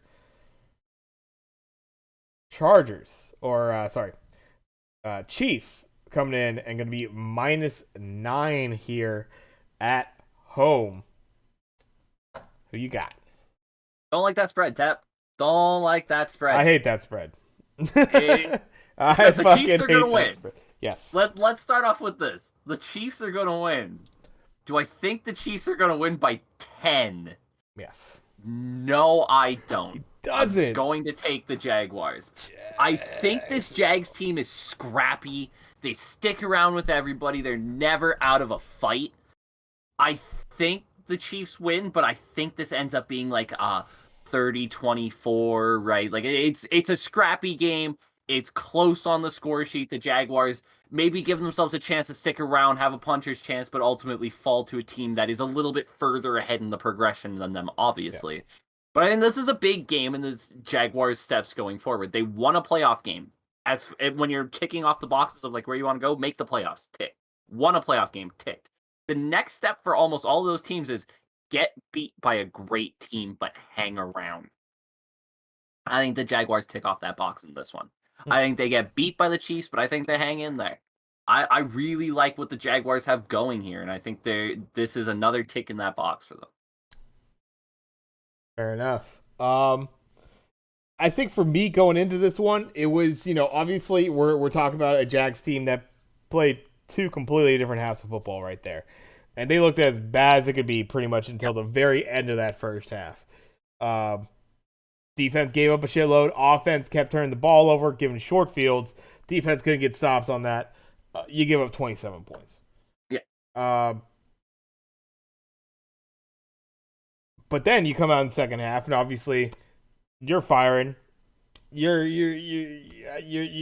basically not, I want to say, playing with house money or anything like that. But I think, okay, a mistake at this point is just another one of many mistakes. But we got to do something. So there's a certain openness to how you're able to play that. And you had a Chargers team that let the gas off on you. I have a feeling we don't know exactly what kind of Jacksonville team we're going to get going into this one, obviously. They have the ability to play both these ways as far as some really bad ball and some really good ball. The thing that the Chiefs are the difference in this one is that they're quite a bit different than the Chargers in that I think the Chiefs have a willingness to keep the pedal down. They get out to a lead, and I don't think they're going to hesitate to keep running their offense and put up even more points. So if Jacksonville is able to keep this close early, absolutely, I can see that happening. They stay within 9, and this is a hell of a scrappy game. If they come out flat like they did in that last game for any reason, and they give up, a couple easy scoring drives, they're down by 14, 17 points against the Chiefs. The Chiefs aren't going to let that up. For that, and just because you're still talking about a Jacksonville team that was fairly... Oh. Did we? Am I back? And I got you. Okay. Yeah, we had a little chop there, looks like. I think we're good now. Yep. Seems like it. All right, cool. To my point, Jacksonville, we've seen that they could play both ways. There's a little bit of an inconsistency there that I'm worried about. This is a Chiefs team that, they could get up early on you by a couple scores, by 17, something like that. That's why I like the Chiefs to actually pull this off by more than the 9 points. I think the Jags, it's a hell of a season. I like the team themselves. I think this Chiefs team has just a little too much firepower for them. And if they are able to get out to that early lead, I think they keep that lead. We're not going to have that same mistake. If Jags are able to keep this close early, absolutely, I can see this being just a scrappy one throughout. But I definitely see potential in the Chiefs getting out to an early lead and keeping it. Trevor Lawrence has played 37 games on a Saturday. He has never lost a game on a Saturday. 37-0. All right. Playing games on a Saturday. This is probably where that streak is most at risk, but that's the other thing to me about this game. Fucking Trevor Lawrence is just a winner, right? Like, there is a certain quality to Trevor Lawrence where he just fucking wins. That's what he does, right? He was the guy at Clemson. Everybody said it. If he drafted him out of high school, he'd have been the number 1 overall pick. Everybody knew it. And then he goes to Clemson and wins and wins and wins and doesn't stop winning. The guy wins. And there's something scary about this Jaguars team right now with that guy at quarterback. Because he threw 4 picks in the first half and was like, fine, I'm just going to go out there and throw 4 touchdowns in the second half and we're going to win. Yeah, exactly. No, hey, short memory. Yep. Love to see it. I'm sure it was phased. Internally, got to be phased. But didn't fucking show it. That's for sure. Yeah, there's probably a little chink in the armor, but he held his cool. Absolutely. Let's move on to another guy that showed his cool, I think, Danny Dimes. Danny Dimes' first playoff appearance, yeah? Gotta be, right? Yep.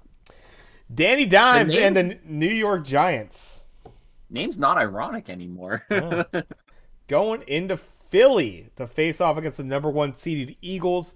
Eagles got 14-3 themselves. Both number 1 seeds getting 14-3 to secure that spot. And they'll be hosting with a -7.5 point line here at home for this game. This will be your later in the afternoon game, 5:15 Pacific tomorrow, to check that out. Who you got? I was gonna start out with mine, but you know what? We all know where I'm at. I think we all know where I'm at because I've stayed true for some reason or another to these fucking New York teams, and it's not gonna stop. I got New York. I got the Giants. When you are the big dog coming out, your BMOC, big man on campus. That's right. You know, you see everybody coming at you, right? You're ready for it, but you never hear the shot that takes you down. Everybody and their mother thinks the Eagles are running this game, right? Everybody out there thinks the Eagles are just taking this one to the Giants. Let me tell you 2 things about the Eagles right now. They're going out there with a Jalen Hurts who is less than 100%. I promise you that. Right. And they're going out against this defensive front that has caused everybody issues all season, giving up the most offensive holding penalties in the NFL. I think the Eagles find themselves behind the 8 ball a lot. I think the Eagles find themselves on long-distance drives a lot, and I don't think Jalen Hurts is going to be 100%. Not only do I think the Giants cover this spread, I think the Giants are winning this game. Love it. The Giants are this fucking weird anomaly of a team where they are always bad, unless they're good. Because then they're really good. Then they're like Super Bowl contender good. Yeah. Right? Here is the crazy stat that I have for you on this one, because when I heard it, it blew my mind. The New York Giants, since the inception of the Super Bowl era as an underdog, are 17-5 against the spread and 15-7 outright as an underdog in the playoffs. This team is one of those teams where it's like, you are consistently bad, and then you have some years where you're like kind of good, but you're not great, and you sneak into the playoffs, and then you just beat everybody and win the Super Bowl. The Giants are that kind of team, and I can't explain it, but Daniel Jones is cooking with a little bit of fuel here. The defense is cooking with a little bit of fuel here. I think the Eagles are in real upset trouble here. I mean, I think, yeah, I'm kind of in agreement. Like, they had the unfortunate situation of having their quarterback go down late in the season. That's going to be a little bit of a hiccup there. I don't think everything runs as cleanly, and I think with this Giants team, I mean, it's what you don't want to see. You have a defensive line that's going to get after you. Um, you know, put pressure on the quarterback, stop that running game. I know the Eagles have at times really not gone to it, but I think it's honestly one of their potential strengths. Might be something they look too early. And if it gets stopped, then it's leaning on Jalen Hurts, and he's gonna have to come back and be able to play more to the level that he played throughout the season, and kind of shake off whatever little what kind of rust or whatever is built up, just getting back into the flow of it. Yeah, absolutely. I think Giants are playing with a lot of momentum. They played pretty goddamn well in that last game, and uh, I don't see this spread. I understand, like, because of how good the Eagles played throughout the season. That record kind of speaks for itself in that regard. They only really slipped up when they had Gardner Minshew starting for those games, but I feel like a little bit different of a team now. I don't think this is the exact same team that we saw through the regular season in the Philadelphia Eagles, and it's certainly not the team that we've seen for the Giants in the regular season. Um, you know, they got by. They looked great in that early part of the season. They fell off for a bit there, and they've kind of got their footing back. I think and it's a lot more of a sustainable way. Um, it's utilizing a running game. It's having a strong defense. It's not making the mistakes and utilizing the talents of a guy like Daniel Jones in a way that we hadn't seen yet. But he looks every bit as comfortable back there as any of the good quarterbacks that you see in the league right now. It's quite a nice turnaround that you're seeing from him as far as the expectations for Daniel Jones. I think now he sure as hell looks like your starter. That's for damn sure. There was a big question mark on whether Daniel Jones is your starter going beyond. It's surprising that he's still there. And I know we just had another drop off of frame. Sorry about that. But yeah, pretty nutty. Pretty nutty season for him. And I think, yeah, Giants absolutely keep this within 7.5. Jalen Hurts really struggled in that last regular season game against the Giants. A Giants team who I'd like to remind you sat most of their players. Yeah, this was a Giants team that their starters were non-existent, but even or offensive starters rather. But even on defense, like a lot of backups, a lot of first-year guys getting snaps, and Jalen Hurts didn't look great.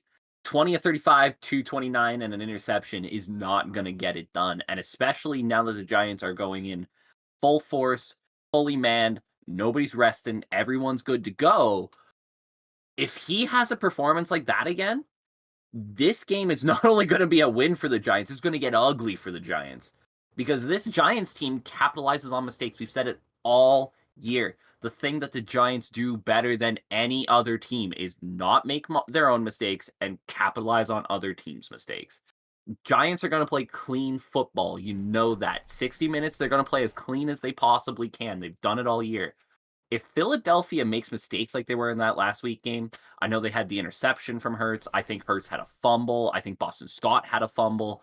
If they're doing that against this Giants team, that's where the Giants start to build up momentum and Philadelphia starts to feel like they're playing behind the eight ball. Again, I brought it up. Most offensive holding penalties in the league. Now, a lot of that is because they run a lot of funky designed runs, right? And because of that, you ask your offensive line to get a couple extra seconds to get those runs off the ground. And when you do that, there's more likely of a chance that they're going to grab a jersey or something like that.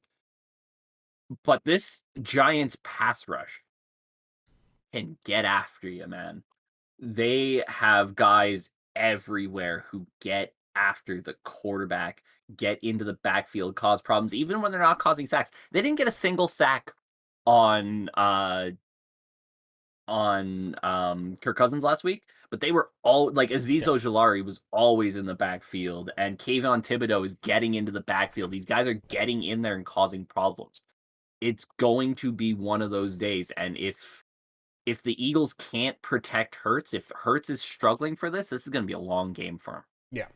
Yeah, and I think that's one of the things. It definitely, in watching that game, yeah, the stats are going to pop out to you. Where are the sacks? What you talk about this great defense? They didn't do shit. No, it was quite the opposite. It didn't result in sack numbers, but it resulted a lot of busted up plays, really ugly looking offense that was coming out of Minnesota's side for the most part in that game. They cleaned it up a little bit toward the end and they started to rally a little bit. But yeah, that's the exact game that the Giants they're gonna try to pull you down into the muck. If they could get you to play that game, that's exactly it right there. That's where these guys strive. So Yeah. It'll be an interesting I think this game you talk about what we might have in the next game here going forward. If we unless you have anything to bring up, can move on to the next game we have. Let's go into the Sunday morning games and what I feel is going to be almost a very similar style of game in some respects. We have the Buffalo Bills coming in at 13-3 as your number 2 seed, going to be hosting the Cincinnati Bengals coming in at the number 3, 12-4 on the season. Buffalo getting -5.5 here at home. Both these teams playing last week. Buffalo over Miami, as we talked about earlier, and Cincinnati over Baltimore. This one, reason I say, is I feel like the Bills, as far as last week was concerned, were a team making mistakes, and a team that needs to not do that going into this next one. Bengals more or less just had a really flat game. They just were kind of very milquetoast, which is the way that the Giants can play at times as far as their offense. So that's why I think there's a little bit of a similarity between these two. But what do you think going forward on this one? I got the Bills. I got the Bills all the way. I think one thing that's really concerning to me is the injuries on the offensive line for the Bengals, right? They were obviously missing La'el Collins since he tore his ACL. That already sucks. Now Alex Kappa's out for this game. Jonah Williams is out for this game. That's 3 of your starting offensive linemen who will not be playing in a divisional round matchup against the Bills, who aren't the best team in the world at getting to your quarterback, but it certainly helps when you don't have an offensive line. I like a lot of what the Bengals have. I think this is very unfortunate timing for them to have their offensive line crumble at this point, because I think a healthy Bengals team has a shot of beating this Bills team. But I think 3 of your 5 starting offensive linemen being out, and not to an extent where they've been out for a long time, so you've been able to integrate the new guys in and get that line kind of working together to the point where it's like in the last 3 or 4 weeks, you've had to introduce 3 new starting offensive linemen. It's too much, right? I think the Bills will be better because they don't usually play many bad games in a row, right? They were very much screwing up left, right, and center last week. I don't see them doing that again this week. I think it's cleaner. I think I think we are Chiefs Bills again this year, which might sound kind of blah, but man, that game last year was awesome. So let's do it. Well, I mean, yeah, we're Bengals though last year, right? That was our champ. Yeah. Chiefs Bills played in the divisional round. We did have it. Yeah, that's okay. Yeah. So that's get it. But yeah, no, I it's kind of interesting because I'm with Buffalo as well. Start off with that. But yeah, obviously unfortunate situation with Cincinnati offensive line, which has been such the thing, and almost a reason why I was like, man, if it wasn't like 2-3 guys going down for Yeah. him. If it was like 1-2 guys, it's like I could almost give the consideration. It's like, well, this team's used to playing with this shit offensive line. They might be able to still figure this thing out and still win this game. I like a lot of guys in their defense, even the guys that are a little bit of the target, as far as social media, the Eli Apples and that sort I was of going to thing. say, this is an Eli Apple reference, isn't it? Of course. But a lot of things I liked about this Cincinnati team. I really don't like the idea that Buffalo has made an incredible amount of mistakes as far as their offense. There was almost no business that. How the hell was Miami in that game, leading that game in the second half on you? What's going on? Like there's a mess right there. There's no reason that game should ever been in question. That being said, Baltimore was right there with the Bengals as well. Again, different situations that kind of led to that game. One was a very flat offense versus a very offense that was moving, but then making really crucial mistakes in Buffalo. It's a good point you bring up as far as they don't make the mistakes so often in streaks. There's a reason they've only lost 3 games. We only saw so much of that game a few weeks ago between these two teams. So you can only go off so much for any of that. Who knows how that game could have eventually turned up. Who cares, really? But I think, the fact that you just lost that much on that offensive line, 5.5, it's a little bit of a bigger spread. And for someone who's kind of leaning Cincinnati, that's actually like a pretty good look at a spread. But when I really think about it, just the amount that they're going to be hampered and the fact that Buffalo probably won't be throwing interceptions and fumbling the ball for, pick up sixes. I got the Buffalo Bills to move on in the AFC. As an aside. Sure. Hey, NFL, why isn't this fucking game being played in a neutral site? Yeah. That game that got canceled would have mattered for the determination of where this game would be playing. Yeah. I mean, they just, I don't know why they don't just stick to their fucking rules that they wrote. They have rules. They have a whole thing for this, and they made this big fucking question mark. No, that's just it. Right here, it's in the guidelines, it's in the rules, right there. You just point to it, and you're just like, "Yeah, this is what we decided. This is the way it shakes out."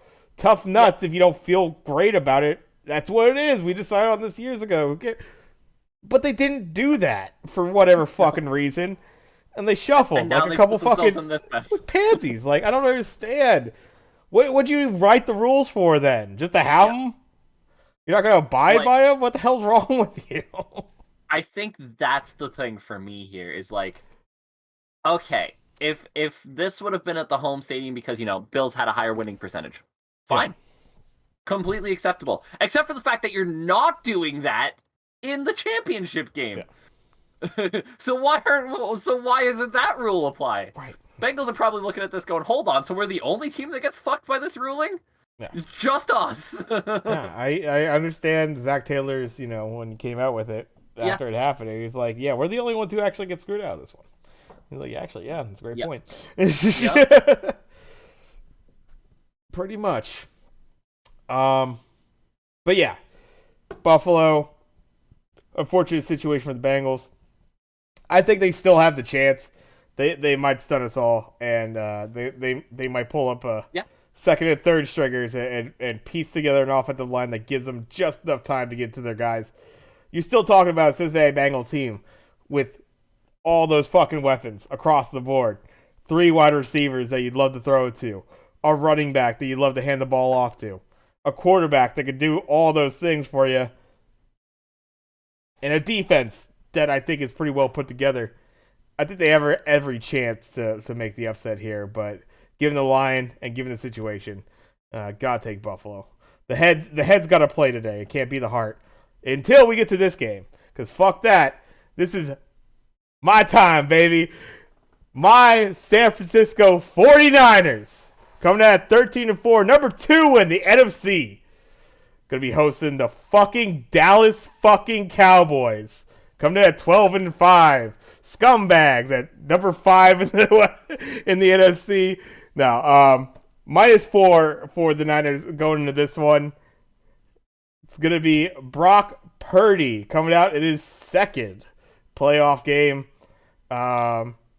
And the big old question mark of can Dak and the Cowboys have a similar run to what they did against the Bucs last week? We already know where I'm going, so what are you thinking on this one, Greg? Cowboys all the way, baby. Let's go. Stars up. No, I'm fucking with you. Hey, you do what you want, man. That's fine. Dallas's last playoff upset, which I need to throw out there because fates align in strange ways. 1992 conference championship game where they were 4-point underdogs against the San Francisco 49ers. Things work in strange ways. That being said, the Cowboys lead the NFL in pressuring and percentage pressure, and are second in sacks per dropbacks. That would normally make me nervous with a starting quarterback who was a third stringer at the start of the year and was a 7th round draft pick rookie. However, Brock Purdy under pressure this year, 4 touchdowns, no picks, 61% accuracy. Yes. Dude's not fazed by pressure in his face. Yeah. He's very good at reading through his progressions quickly and getting the ball out quickly. He knows where his guys are. He knows where the ball needs to go. He's very good under pressure. And I think that could be a real issue for the Cowboys because the Cowboys secondary is not fantastic. They have good pieces, but if they don't get the quarterback often, they have been known to give up yards through the air. Right.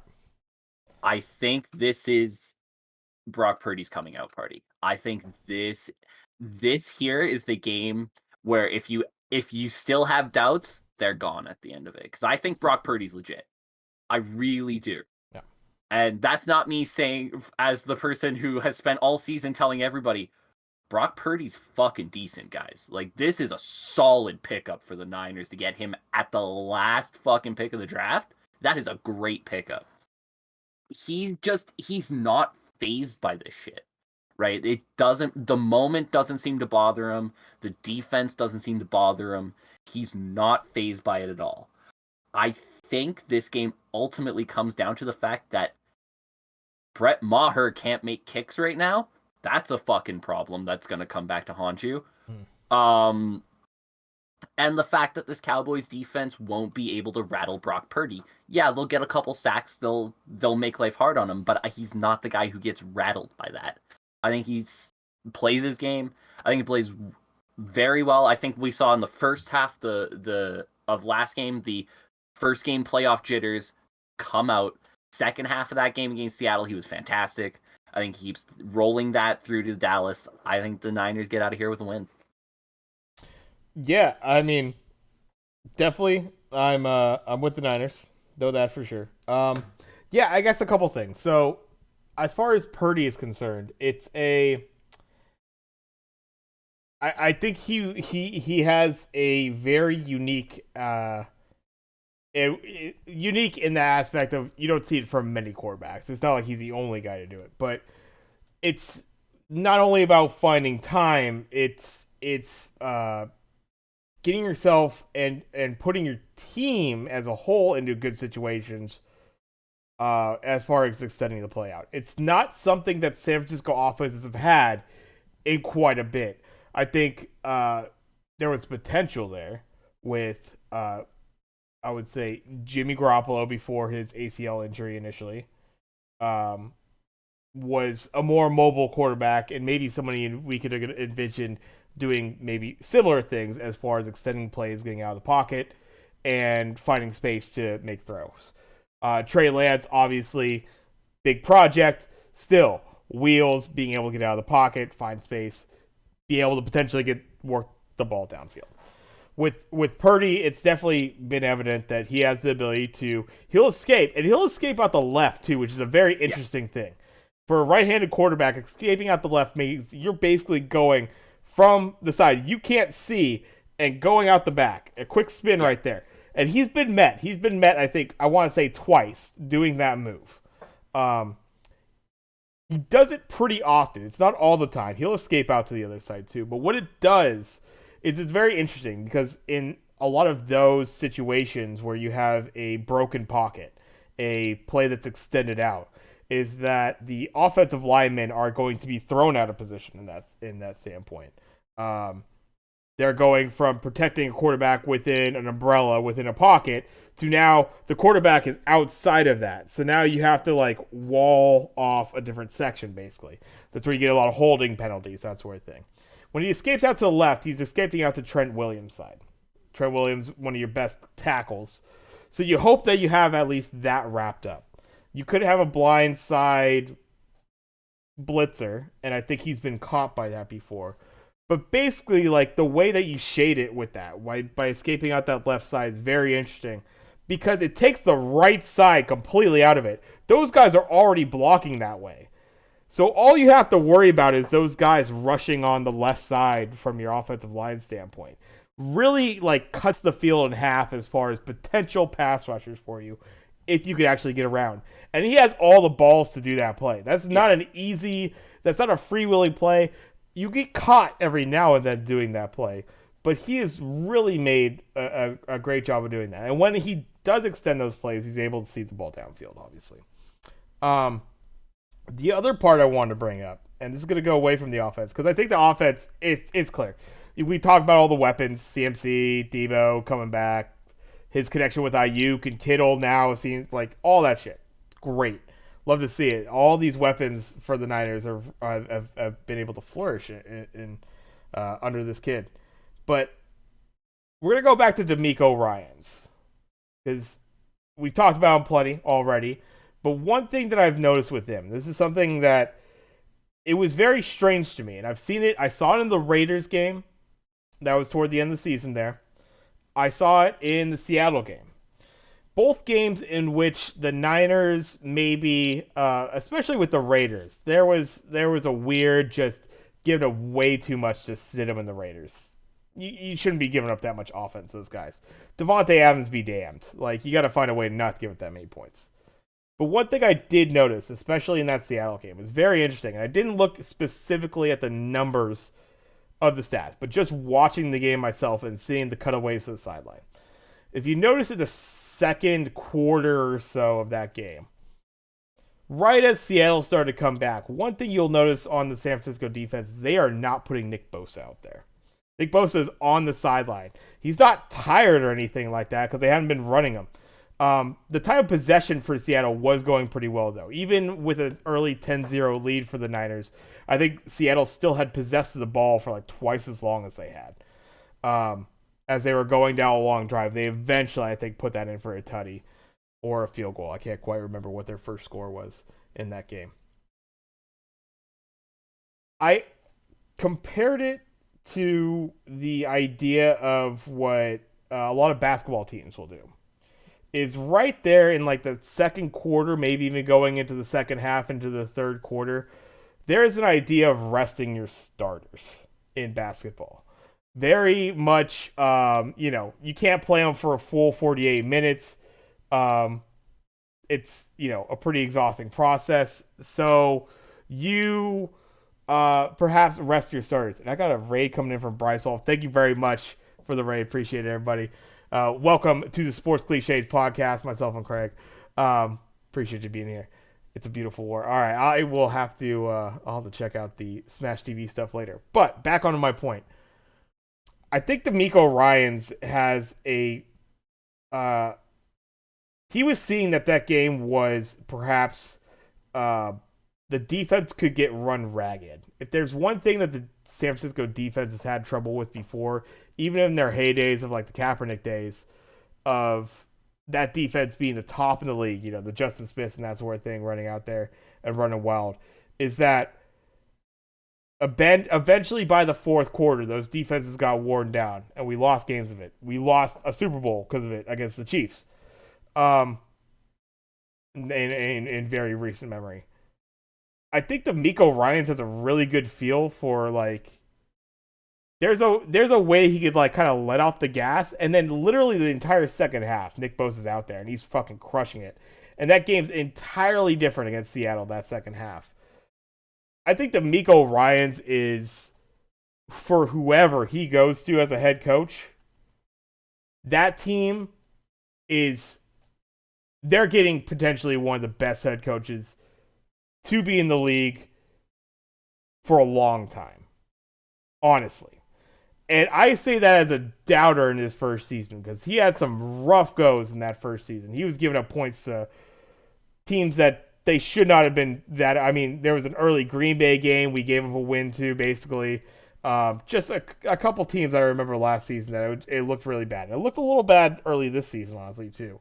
But I think this dude's tapped in. I think he just has something about him, and the way that this defense and this team in general is playing around it, like the defense not to be fucking messed with in the second half. And when the offense is playing as well as they are, yeah, love to see it. Love to see it as a Niners fan. Yeah, it helps when you've been able to bring in guys like Charles Omenihu. It helps when you've been able to bring in guys like Oren Burks, guys who were reclamation projects elsewhere, right? Omenihu had been very much out of favor in Houston. Oren Burks in Green Bay wasn't given much of a shot. These guys have been able to come in and play good minutes, right? Omenihu last week had 2 sacks against Geno Smith.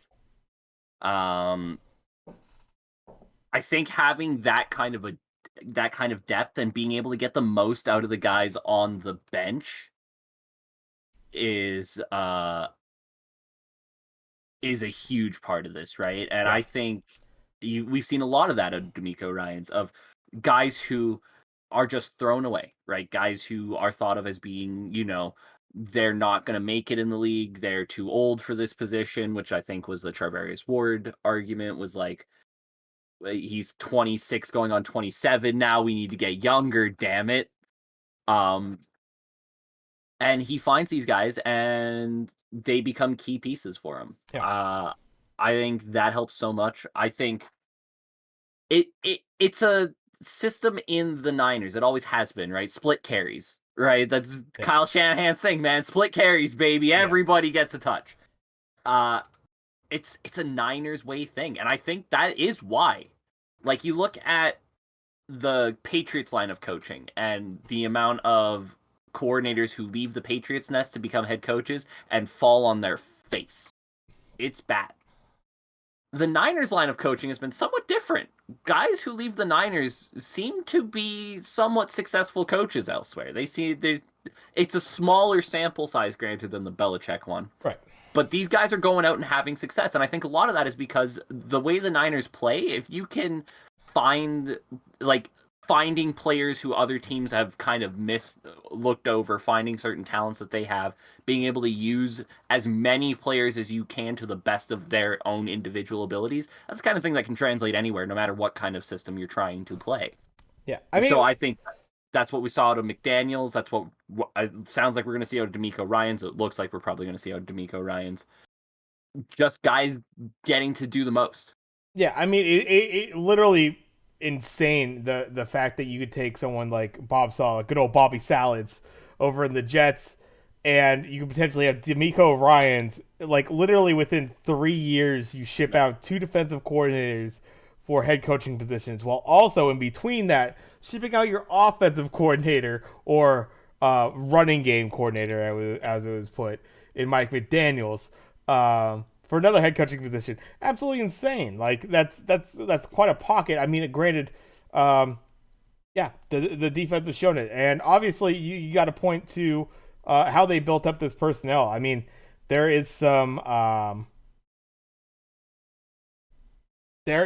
great pickups. Talk about last year, you had guys like a I know we love DJ Jones from last year. I'm trying to think. At least, definitely, not Hurst. I'm trying to think of who. No, maybe Hurst. I can't remember exactly who it was. There was a couple guys in the interior line. They end up picking up big contracts as they go out. You talk about Omenahu coming in from the Browns, making an immediate impact on this team. You find the nice diamonds of the rough like an Al Shazier, picking up an injured guy that's had maybe the injury history of a Greenlaw, and when he's able to be active is that good. And then we talked about the probably one of the biggest signings this offseason in Travarius Ward for the secondary, making such a difference to this team. And the way they were able to shift it around, moving a Jimmy Ward to the slot, having a Hufunga in his second year playing as well as he has at that safety position, bringing in a Gibson, all those guys that I talked about before. It's an incredible, obvious defense that they put together here, and it will be tough for Dallas. Now, that all being said, I do want to bring up one thing about Dallas here, and I think it's the key to them doing well in this game going forward. And I think everybody's looking at Dak, and he did have a damn good game that last one against Tampa Bay. A little bit different of a defense, obviously, going to be facing this week. We talked about him all year. I know Craig wants to see a lot more out of him. I think a lot of this game ties down to Tony Pollard being able to get the rock and be effective for this team. They're gonna carried again last week. They're gonna give it to Zeke, and they're gonna give him a good amount, and it's gonna be on the short yardage situations for the most part. If Tony Pollard can get going, it's gonna be that question mark. Early in that game last week against Seattle, Kenneth Walker was able to get some nice chunks of yardage early in that game, and it became the question mark. Are the Niners gonna actually be able to stop this on the defensive side? Again, the other times when you don't have Nick Bosa out there, you don't have Eric Armstead out there for a lot of time.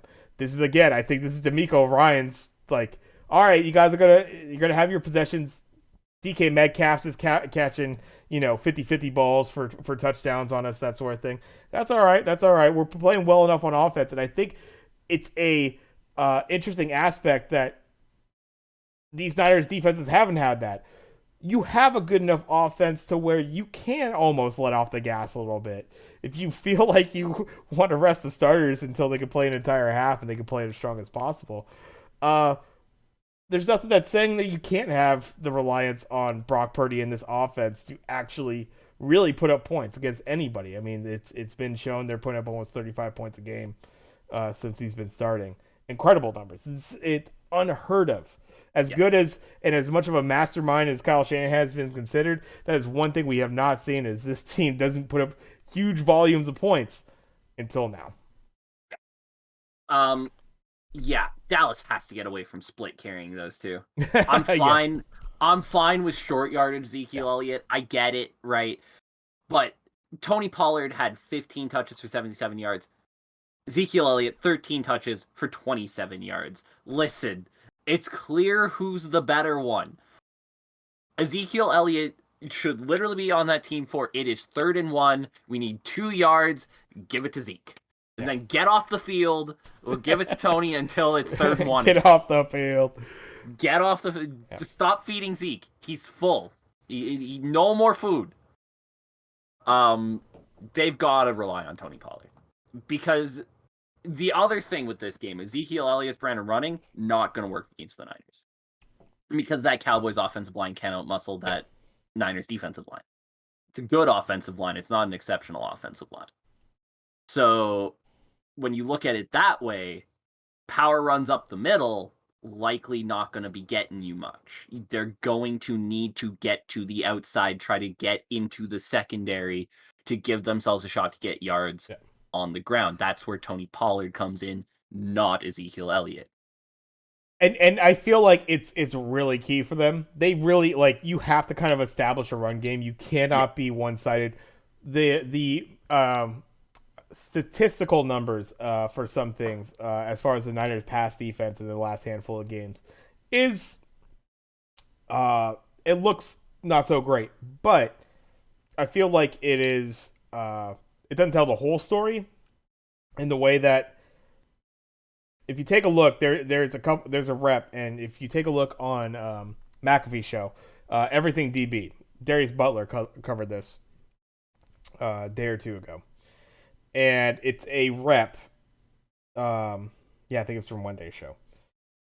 It's a rep where the Niners are 8 in the box on what looks like kind of an I form into like strong set for Seattle, going into a play action from under center, and Gino comes back. He doesn't give like I will admit it's not the greatest fake, but he definitely puts it out there for it to look like a run to the outside.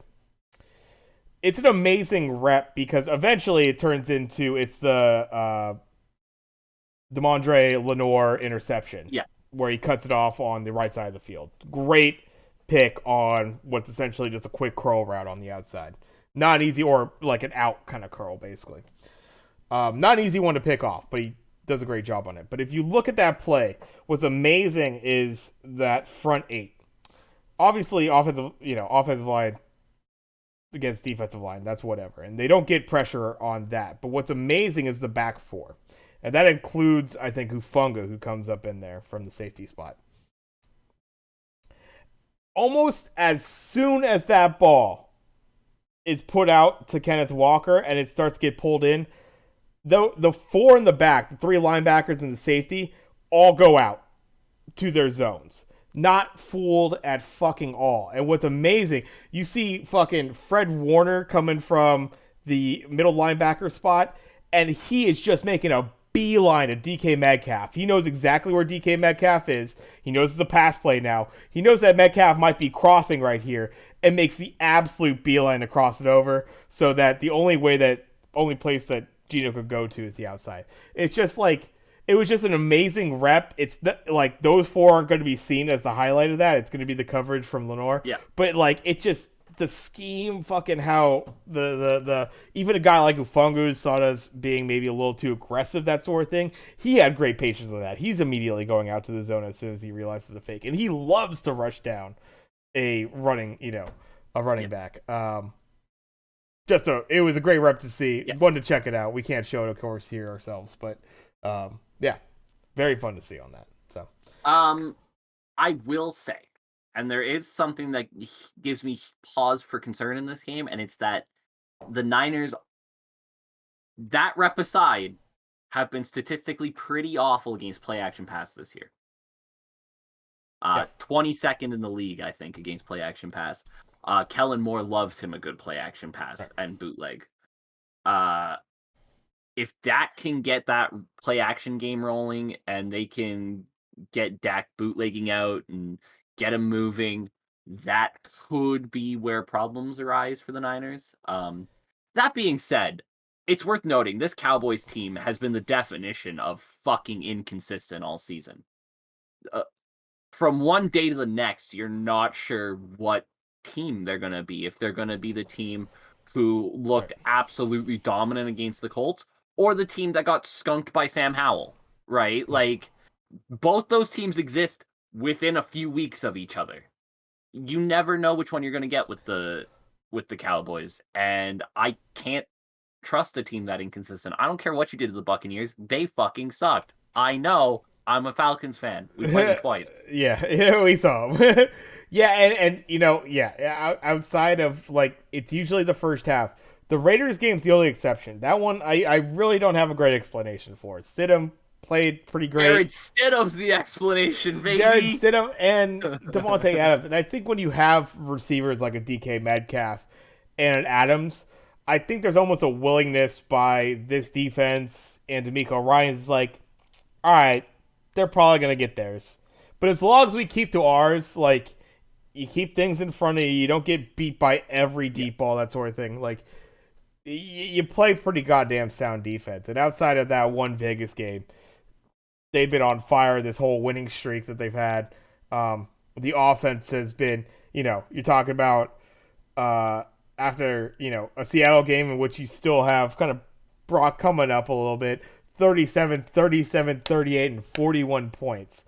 Unheard of, really, for the Niners offense, how it's been running. So, will be, I think, something to look for as far as, are the Niners, if they're able to keep up that offense, I don't see outside the first half I can I can see the Cowboys being able to get those play action passes in the first half, but usually that gets shut down by the second half. That's how it feels Well, like it's been going. what happened last game and what's happened most games is the Niners have had the lead. Yeah. Play action becomes incredibly less useful when you're not very likely to run the Yeah. ball. Right. That's what they did. K9 was running really well on them in the first half last week. Right. And then the Niners got the lead. And then it became obvious the Seahawks weren't going to run the ball as much. So that play action pass essentially was useless because you weren't fooling anyone. Which is kind of silly because the Niners literally actually they didn't have the lead going into the half. They gave them an extra field goal right at the end because Jimmy Ward decides to fucking hit Geno Smith when he's sliding at the 45. Gives him an extra 15 yards to put him in field goal range. That's the other thing. The Niners need to really dial it back on the penalty meter. They weren't bad last game, but they've been bad all year. And They've had a handful of like 8 penalty games. There's games where they keep it really clean, and those are great to see. But yeah, as far as like an average, not too bad. But there's absolutely some standout games where like 8, 9 penalties. Like you can't be doing that shit. To be fair on that point, Cowboys also dreadful on the penalty side of the ball. I think they might have actually been worse than the Niners this year. They're both teams dreadful with the penalties, and they need to not be dreadful with the penalties if they want to win this game. Fun fact for both these teams that have played the exact same amount of games, both have converted for 347 first downs. Exactly. Oh. Fun fact. Fun fact. Just one number that's exact for both of them. Throughout the year, Niners 94 penalties for 730 yards. Cowboys 104 penalties for 840 yards. So an extra 100 yards and 10 penalties right there for the Cowboys on the year. But yeah, both. That's quite a bit. That's a lot of penalties. That's a lot of yards. You're giving up plenty of plenty of fourth downs that turn into first downs. Plenty of drives that get extended because of that shit. So yeah, keep it clean as far as the flags are concerned. That's going to be a big component for sure. But yeah, there we go. That covers our I want to say wild card weekend. That covers the divisional weekend, Saturday and Sunday. We got games going on. We'll just run through the picks again. Jacksonville going into Kansas City. Kansas City getting -9 at home. I have Kansas City. Craig has Jacksonville. Next on Saturday evening, we got the New York Giants going into Philly. Philly getting -7.5 at home. We both got the Giants. That'll be spicy. Early on Sunday, we got the Cincinnati Bengals going into Buffalo. Buffalo getting -5.5 at home. We both have Buffalo. And then the later game on Sunday, the nightcap to end the weekend, we got Dallas at number 5 going into the number 2 San Francisco. San Francisco getting a -4 at home. And we both got the Niners. There you go. Only one split pick right there. Hopefully we do better than last week, in which we went 2 and 4 each on the wild card weekend. So hopefully make some right picks there. But yeah, that'll cover the slate right there. Is there anything else you want to hit on as we wrap up this episode, Craig? Sometime this week I'll put out my buyers, sellers, and Stampat article for the NHL. I've been going through teams. We are getting very close to the trade deadline. I think there's quite a few interesting teams. Tap was mentioning before the stream started how he was going to talk some hockey, but his Sharks are dreadful and hard to watch, which is not wrong. And there we go. Posted it right there. That's the sportscliches.ca/blog feed. You can check out all of Craig's write-ups on that. I'm sure he'll have something coming up soon. But yeah, I want to talk a little hockey. But yeah, the Sharks are depressing as fuck to watch, dude. I watched that Stars game that we just won last night. That was even hard to watch. Like, we looked like crap and we won that game.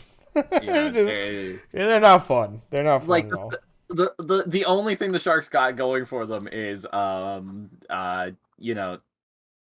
James Reimer is like a very good goaltender, and sometimes he'll steal you a game or two, but they're rough. And like the sad thing about being as rough as they are is they're in a division with a team who is somehow significantly worse than the Anaheim Ducks. So it's not even like they can go, okay, well, Connor Bedard is in this draft, baby. We can get those number one lottery odds. We get Connor Bedard. That changes things like that. You can't even do that because the Ducks are so much worse than them. The Coyotes are worse than them. The Blackhawks, they're just good enough. Like, mostly James Reimer. It's mostly James Reimer. But it's just enough that they're not horrendous. Hate it. I hate it so much, but yeah. We'll probably be diving in a little bit to the hockey as the NFL playoffs finish, but I think we know what's king right now. Yeah, it's playoff time for the NFL. Football, baby. Yep, it is that time. But yeah, anything else? All you want to hit on? About it. I mean, I'm a big wrestling boy. People know that. Rest in peace, Jay Briscoe. Oh yeah. Yeah, absolutely. We got tapped through a. We got tapped through a. Yeah, we got robot tapped. Rest in peace, Jay Briscoe. That was horrible to hear. Hope his kids are doing okay. As a wrestling fan, that one hit me hard. I mean, when I first... So I nearly stopped being a wrestling fan because WWE in about 2010, 2011 was very hard to watch. My first exposure to anything outside of that was Ring of Honor, and the Briscoe brothers were a huge part of that. If you've never seen like a Jay Briscoe promo or anything like that, they're fucking hilarious. He was just a cool dude. It sounds like he had one stupid thing that he said about 15 years ago that kind of ruined his career from there on out, but it sounded like he became a good person and a good man. It's a hard one to lose, so rest in peace to him. I hope the kid's all right. I hope everything ends up being good there. That's it. Yeah. I mean, we've there's been a few of those in the sports world lately, as far as just crazy scenarios, hell scenarios. I mean, yeah, it really feels like a good 4 or 5 of them within the last like 2-3 weeks. But yeah, absolutely, that one was crazy to hear about. So unfortunate, and yeah, sorry about that. As far as the drop stream, we're still recording everything, so that'll just be fine on the other side of it. But unfortunate, yeah, as far as the early part of what you're talking about there, my goddamn internet's just having fun tonight. But do appreciate y'all stopping by. Thank you again, Bri, for the raid. Do appreciate it. You can catch us. This is the Sports Cliches podcast, and you catch us typically every Friday around 6 p.m. PST. That's usually when we try to start it off, unless I have an early day and I can start the stream earlier. But yeah, catch us here on the twitch.tv/taptioj channel. That's TAPATIOJ. Or you catch us on YouTube. You go at Sports Cliches on there. Sports Cliches podcast. At Sports Cliches podcast. There we go. Find us on there. You catch any of the VODs of our pod here. And yeah, looking forward to the weekend that will be playoff football. Love to see it. And should be an exciting one. We got, I guess, as far as the lineup that we're expecting, you still have Kansas City winning. You just have the Jags beating that spread, basically, right? Yes. So basically, we have the same teams potentially making it, as far as, because you said you have the Giants potentially actually winning this one. Outright. I kind of do too. So yeah, we got Kansas City, which will be facing Buffalo, and the New York Giants facing off against San Francisco. Potentially. That's our predictions here going into the championship round. Giants should be a fun one. Is such a fucking interesting NFC championship game if that happens. It's a fucking classic. That's what it is. It's going to be fire. If that's the game, I will always be happy because I'll be like, I fucking knew it. The New York Giants. I told you. Like, I was New York the whole time. All fucking time. Yeah. Absolutely fire. So I will Get me a fucking beef on Weck. These guys always doubting my home. be looking forward to that. But we'll wrap it up here for the Sports Clichés podcast. I'm Jay. That's Craig. Y'all catch us next time as we look into the championship round. See you then.